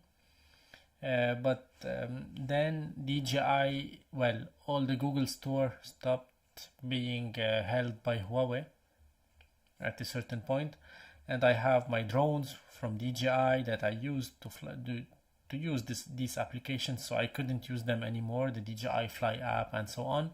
So that by that time I switched again to Samsung, and everything was good. I don't buy the latest and the greatest phone because I don't take photos. I don't care about my phone. I Same. needed just to view my drone footage, or and make phone calls and use YouTube to watch videos and Instagram.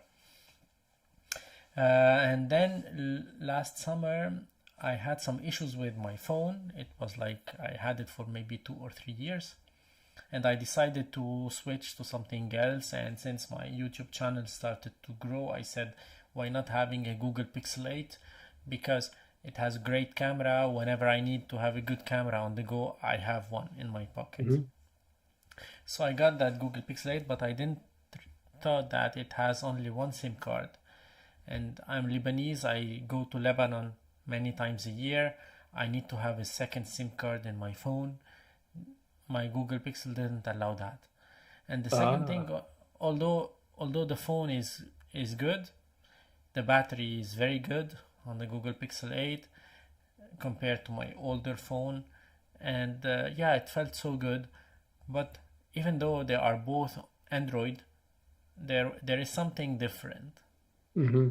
It's not the same. It's not the same way of that. I started using Samsung in 2011 or 2012 when I came to France. Hmm. Before that, we had the old Nokia phones and the Samsung S2. I remembered my first smartphone was the Samsung S2. So imagine it's been like more than 14 years or using Samsung phones, except of a year I used Huawei. So it was really difficult for me to use that Google. Interesting. Yeah. Yeah, and at a moment during the Christmas holiday, I had my father here. He came from Lebanon, and once we were making a call to the rest of the family in Lebanon, and I had some issues with the audio. It was like the phone was drowning in the water. You hear these bubbles. I don't know, these annoying Interesting. things. Yeah. So I reset the phone, and I thought it was gone, but it's not fun to reset the phone every time because you have to enter all your credentials later on anyway. Mhm. And then later on, I I thought it was repaired. Maybe 4 or 5 weeks after, I got the same issue. So I made a chat conversation with Google. I told them, hey, I have this issue. They told me where you bought this phone from. I told them from Amazon. They told me, okay, you can have this document from us that you can send to Amazon because it was way after 30 days of use. Hmm. And you can send that document to Amazon for a full refund after the return. And that's what happened. And then I bought the Samsung Galaxy S24. And the funny thing is that I bought the Samsung Galaxy S24. I bought a new one from Amazon, and I got a box totally not new. The phone is not new without the film protection on the screen. The phone is a refurbished. They were selling it as a new, so I made a claim. I returned it, and then I bought another one and new, and I got a new one finally. Yeah, I think Samsung overlays the Android system with their Yeah. own kind of version. And I'm the exact opposite. My brain didn't click onto the Samsung version, but it did to the plain vanilla Android version of Pixel. So I went through, I don't have that long of a history with the individual phone, but I went from BlackBerry to Apple. I think the only Apple I had was the iPhone 4 or whatever. I didn't really like either one of those. I before then I had um, it was a Windows Mm. phone, and I actually liked that one, but it was buggy. But I liked it. And then I had the Samsung, I think the S9, and I didn't love it, and the battery life was horrible. But you could take out the battery, so I had like four batteries. I would peel that plastic thing off of it and had an extra battery that I would cycle between. And then after that I got the Pixel 3. And I just immediately like it fit my brain, like a puzzle piece. Like I knew how to do everything natively on it. So and then I got the Pixel 6 Pro, which my son has now, and I've really liked all my Pixel phones. So and I've done a few videos on those, and I'll continue to put some content out that compares the Pixel phone because there's times when, like at Disney, I brought my A6700, I brought the Pocket 3, and I brought just my cell phone, and I was at Disney. I didn't know what to expect. It was my first time there, so I'm with my son. We just get in Epcot. So I do a short video with the cell phone, and then I pull out my Pocket 3. It's got one of the variable NDs on it. We stood in line for about a few minutes. It was a quick line. And then we went into this ride that I didn't even really know what we were getting on, dark room. So I pull out the Pocket 3, I'm recording with it, and then I realize, "Ah, I've got my ND on. No wonder it's so dark." And so immediately I shut the thing off. I put video boost on, and the rest of the time was completely shot. Did a whole video using the Pixel 8 and the video boost. It wasn't the best quality, but if you don't think about quality, if you're just looking at that video from the standpoint of I want to see, this guy and his son go to Disney World, no problem whatsoever. And I actually liked the footage. I thought it looked pretty good, pretty well. Pocket 3 would have looked better. A6700 would have looked a whole lot better, but it also would have been more difficult, and I couldn't have focused on the actual experience as much. So there Yeah, are times exactly. when, it all, there's the right, camera for that particular scene, for that event. Like the Pocket 3 comes in really handy if you're going to a low light indoor, a museum. A museum is not going to want you to bring a big A6700, let alone a A7S3. But they'll certainly let you get away with your cell phone, or better yet, a Pocket 3. That's a big plus for the Pocket 3, is that they will not consider it like a professional camera. Mhm. And then, when I went on my trip to the North Carolina Museum of Natural History or Natural Sciences, I took the Ace Pro 2, and what I wanted to do was I didn't want to have a selfie stick on. I just wanted to film like this. So what does that look like? There were a few times because I went ultra wide that I had to cut out because you saw my fingers in the video. But other than that, especially in the low light, this thing did extremely well. I'm very impressed with it. And then the battery died, so I had to pull out my cell phone. And then you would really see in that last scene how bad that would have looked without pure video. So that thing, it really did outperform in that situation. So bravo to the Ace Pro 2 in that setting. So yeah, I think Insta360, when they made this bundle, they added two batteries for a yep. And I got reason. that, but I didn't bring it. They made that for a reason. By the way, because you have the same camera like I'm using now, the 6700. Now I have a cage, a Falcam cage. It's like a half cage that you can Mm. mount around, which is you can go watch the video that I made for Falcam products. And I have cages on my other cameras, even though they add bulk. But I enjoyed something that once I was filming with the ZV-E1 with a cage, I had the 85mm 1.4. So I was running super tight with it. And on the side, I mounted the Pocket 3 with on the Falcam cage, because you have these things that can be adapted. So I got a 15 millimeter. I had wide angle on the Pocket 3. I had a 15 millimeter view and an 85 millimeter view side by side. That Mm. was something hilarious. If you'd like to try it with your camera, you can put your 16 millimeters, the Sigma, and you can try with the 15, and you can see some. Well, for me, it was very fun to do, and I think I'm going to run that in my next event when I have a video, when I have an event to film. I will run with a tight lens on my main camera and the wide angle lens of the Pocket 3, because once again, you get crazy quality and people now are watching on a small screen. So if you are shooting with a 6700 or Red Komodo and people are watching on a small smartphone, it's fine. Yeah, I always forget to make that disclaimer on, the comparison videos. One, you need to be watching them on as large a screen as possible to really see, the differences in the footage between, these two, different cameras.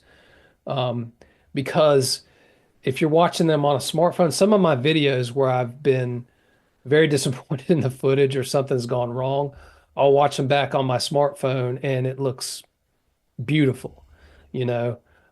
So yeah, I always forget to make that. I should remember to make that comment in, the beginnings of my videos because I get a lot of differing opinions, and sometimes people will comment and they'll say something, and I'm thinking, they'll say something that tips me off that they're watching, on a small screen, so yeah, that's one thing I've got to remember. And something important, for people to keep in mind as well. I was in a hotel and they had a giant 65-inch television, and I started watching some of my videos back, and yeah, it was a big difference. Of course, it was Hmm. 1080p, but still, I think that had something to do with it. But yeah, I saw some things on that 65-inch, and I've got a 50-inch in my living room is where I watch all of my most of my YouTube videos. So I'm a YouTube TV kind of guy. So um, I'm going just to read what Sharksologist is saying. So first, always the greatest and most reputable, which the title of this live entails. I didn't understand that. The big.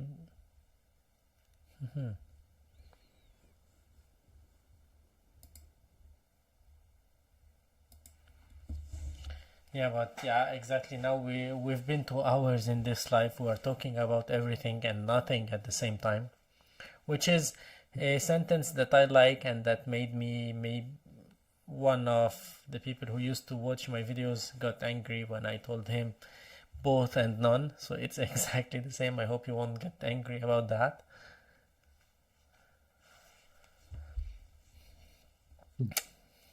yeah, Czechsologist. Just Looks at like the him and end. Miyagi are having a very interesting conversation down there. Yeah, we are 2 hours in now. What's up, Chaxologist? Did you see the beginning of our video, Chaxologist? Yeah, I I think think he was. Yeah, we talked a lot about how we like to balance, there is a balance that we have to take with the view. We talked about our experiences, our own experiences with Insta360 and DJI support. We made some recommendations for them. Not sure if you saw that as well, but yeah, we too have experienced that and we have voiced our opinion.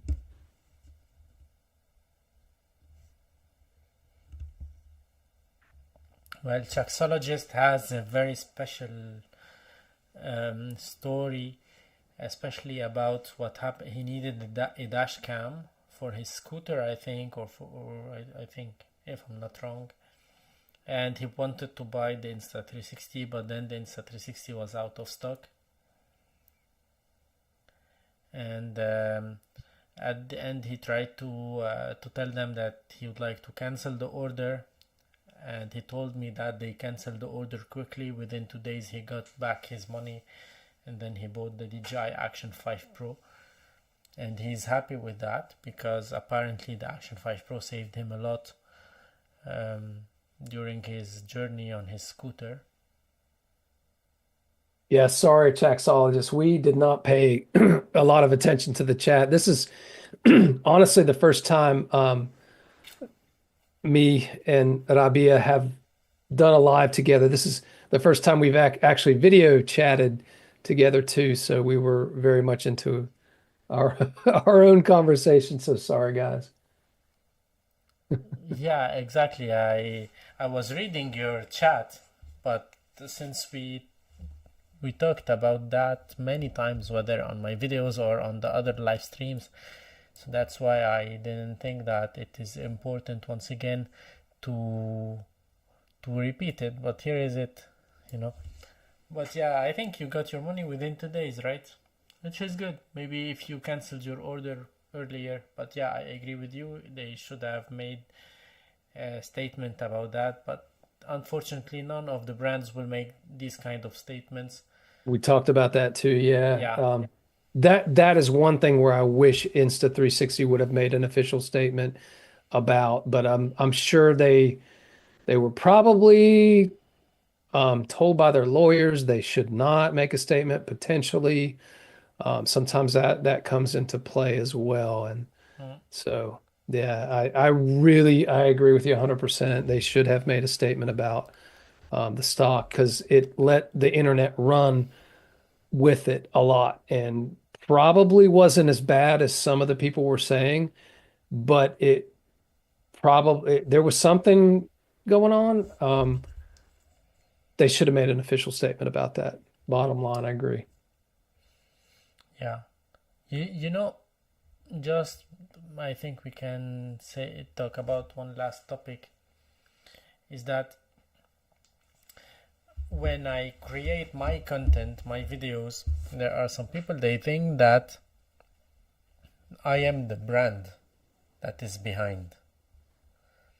They You think know, that, if you've got one sponsored video that yeah, you're on their payroll forever.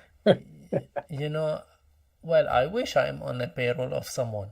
That would be good, Yeah. I especially if wish they I were pay on the well. testing, the If they pay Q well at quality least. control. Yeah. But yeah, when I make my videos, and that's why when I'm happy with DJI, I say it. When I'm not happy, I say it. When I'm happy with Insta360, I can say it. And when I'm not happy, I say it and I can show it. I think although I always recommend kind of concept and I recommend the Insta360 Ace Pro 2, but when I mix them together, I got horrible footage with like branches going crazy. And I know this is something not good if I would like to maintain that kind of relation with these two brands, but it's not what I want to show. I want to show you that if you mix these two, it might work if you are under these conditions and I might not think if work. you'd used any ND filter, it Yeah, would, that's, exactly. And I have another test very soon, but I wanted to make it today, but today was raining, so it's not the perfect timing.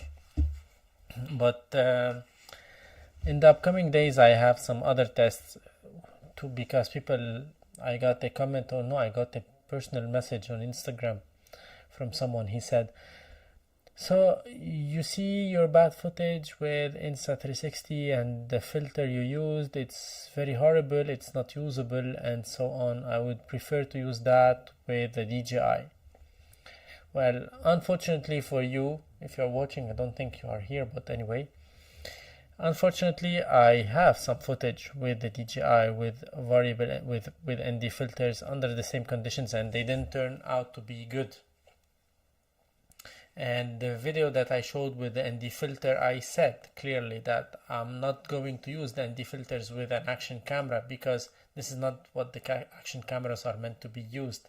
What I do is unless you with have a these, gimbal, unless you use a even gimbal with, even even even if you have a gimbal, I tried with the really. phone gimbal on the Ace Pro 2 and it didn't work well. Hmm. You know, I don't know, maybe I have to turn, I don't know, maybe you have to turn off the jitters.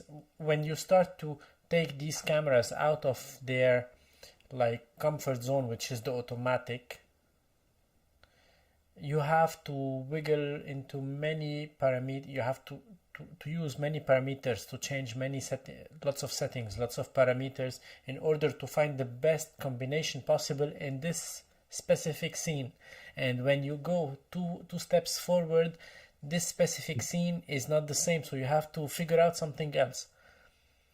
And if you'd like Yeah. to use this camera this way, then go use it the way that you find suitable. But I don't think that even Peter McKinnon didn't use it Yeah, I like this don't or think didn't use it at all. NDs, yeah, I don't think NDs and action cams, I've never really understood that. I think I've saw a couple videos where someone mentioned that it requires high shutter speed in order to maximize the digital stabilization because it does a pixel interpolation, and that kind of stuck with me. But I do think that using a black mist filter would be extremely helpful in with an action cam to get rid of the very, kind of digital look as well. But with the Pocket 3, I'll use an ND filter anytime, just Yeah, because you don't have to get your shutter speed all the way down to the full 180 rule. You can even if as long as you're like close to it. So what I usually do is I'll use an ND filter and I'll a variable ND and I'll plan where I'm going to be walking. Like if I'm walking through the forest, I'll get in the darkest possible. I'm sorry, the let me try to let me gather my thoughts here.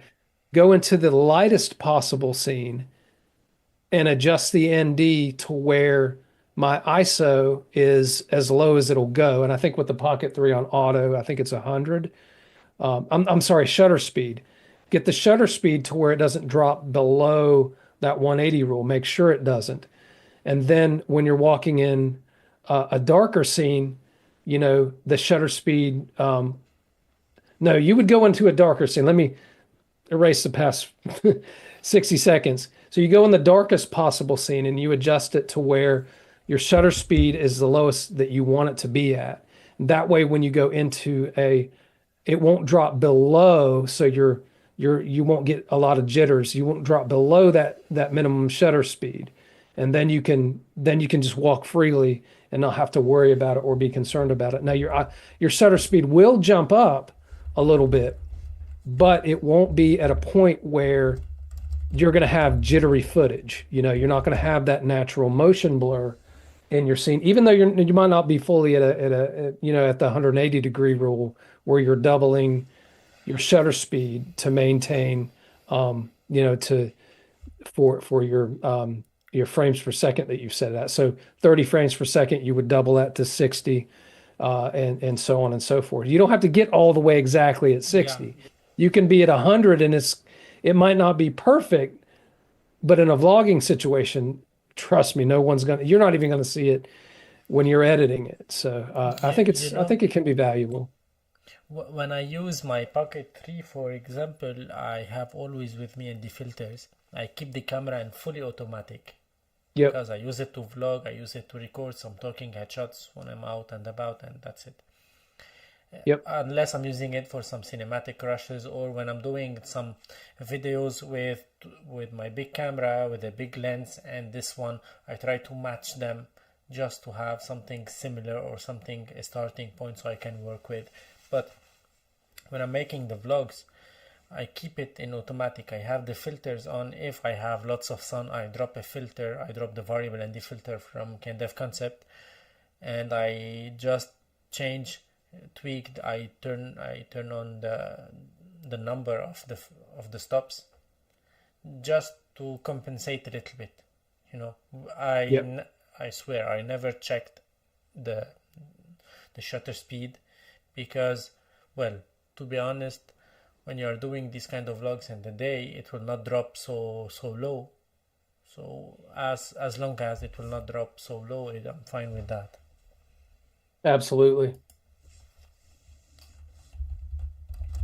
I think someone may make a variable ND that is also a mist as well. I'm tempted Um, to get one of those. CanDev, they have it. I'm tempted. Yeah, they have it, and yeah, but I don't know. The mist filters, I use them here and just in my studio on this camera and the camera that I have facing me that is not here. Normally it's the Sony ZV-E1 here. But other than that, when I'm doing my portrait videos, I don't really use it. I don't know why. Maybe because I try to get less lenses and so less accessories with me, because carrying a camera with at least two or three lenses to have different focal range, because I like to shoot in and to shoot whether photos or videos in prime lenses. I got the Absolutely. Sig I got the Sigma 16 to 28 for the full frame Sony just for some vlogs. That's it, but I don't use it much. But mainly I use like prime lenses for photos and videos, and carrying three lenses for videos. And whenever I'm doing portrait videos, I do portrait photos as well. So I have my Nikon with two or three lenses with a gimbal. That started to be heavy. Yeah, it can get complicated, and then you end up kind of well when you're shooting, doing a photo shoot's one thing, but when you're trying to experience something like in a vlogging situation, like when you're on vacation, I've learned that having too many options can just complicate things, and you'll end up getting frustrated when you're on vacation, and it takes away from the experience sometimes. So, and even when I'm out doing a video shoot, I tend to be want to nail things perfectly, and you realize after a while that you don't really have to get everything absolutely perfect. If it's somewhere in the ballpark, you should be good to go and not. I have to tell myself over and over again because I get into a nervous wreck and then I forget what I'm talking about because I'm worried about settings sometimes. So, yeah, I'm a big keep it simple person, whether it comes to IT, when it comes to videography, um, YouTube, pretty much anything.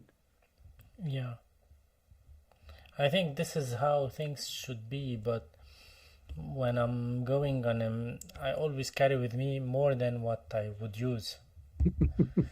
I Yeah. know that I'm going for a portrait video that I need one single battery and one single lens, but in case I needed more, so I carry more stuff. Yep. You never, it's like throwing stuff out, throwing old electronics out or recycling them. You'll think to yourself, I might need this someday. Sort of the same thing.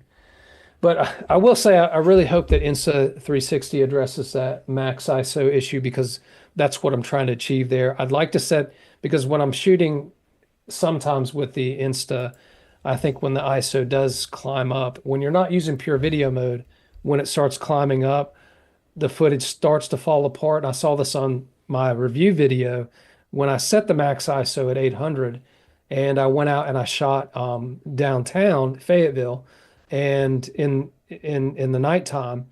And at some point, I'm like, is that really ISO 800? That looks like the ISO just was like cranked up.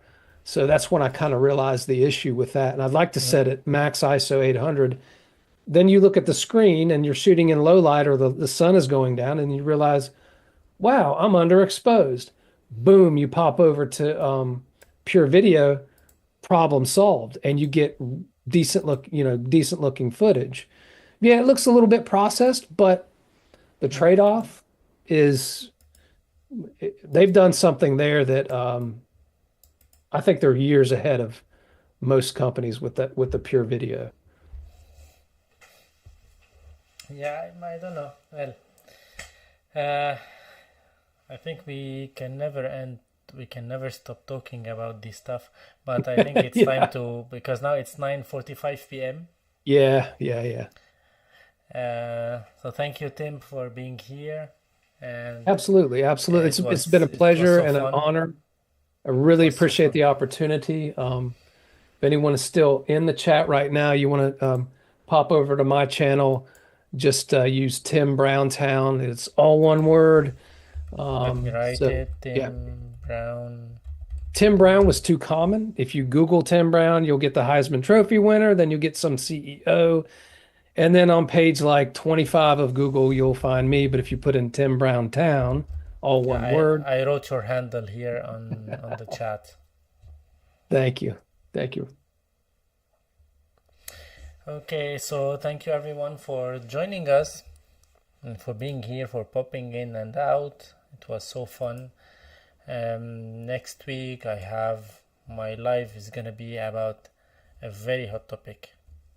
It's not gonna be only about the issues with DJI, but about what happened after, because there are things that are ongoing now. I cannot talk more about them because I need some confirmation first about what they will include in the firmware update. And just a spoiler, the Action 6 is coming within weeks. I kept that till the end just to see if someone is following, even after when they are watching the replay, if they are following till the end. So the Action 6 is coming. I don't have it. And I knew from a very tight source to DJI that the Action 6 is coming. And if you'd like to buy the Action 5 now, it is, lots of places are having huge sales on it. That would tell you something about the 6, I think. So that was it, guys. Thank you for being here, and see you next week. I think it's gonna be on Friday, but I'll make sure to announce it earlier this week on my channel. Thanks once again. Ciao. Thanks, everyone.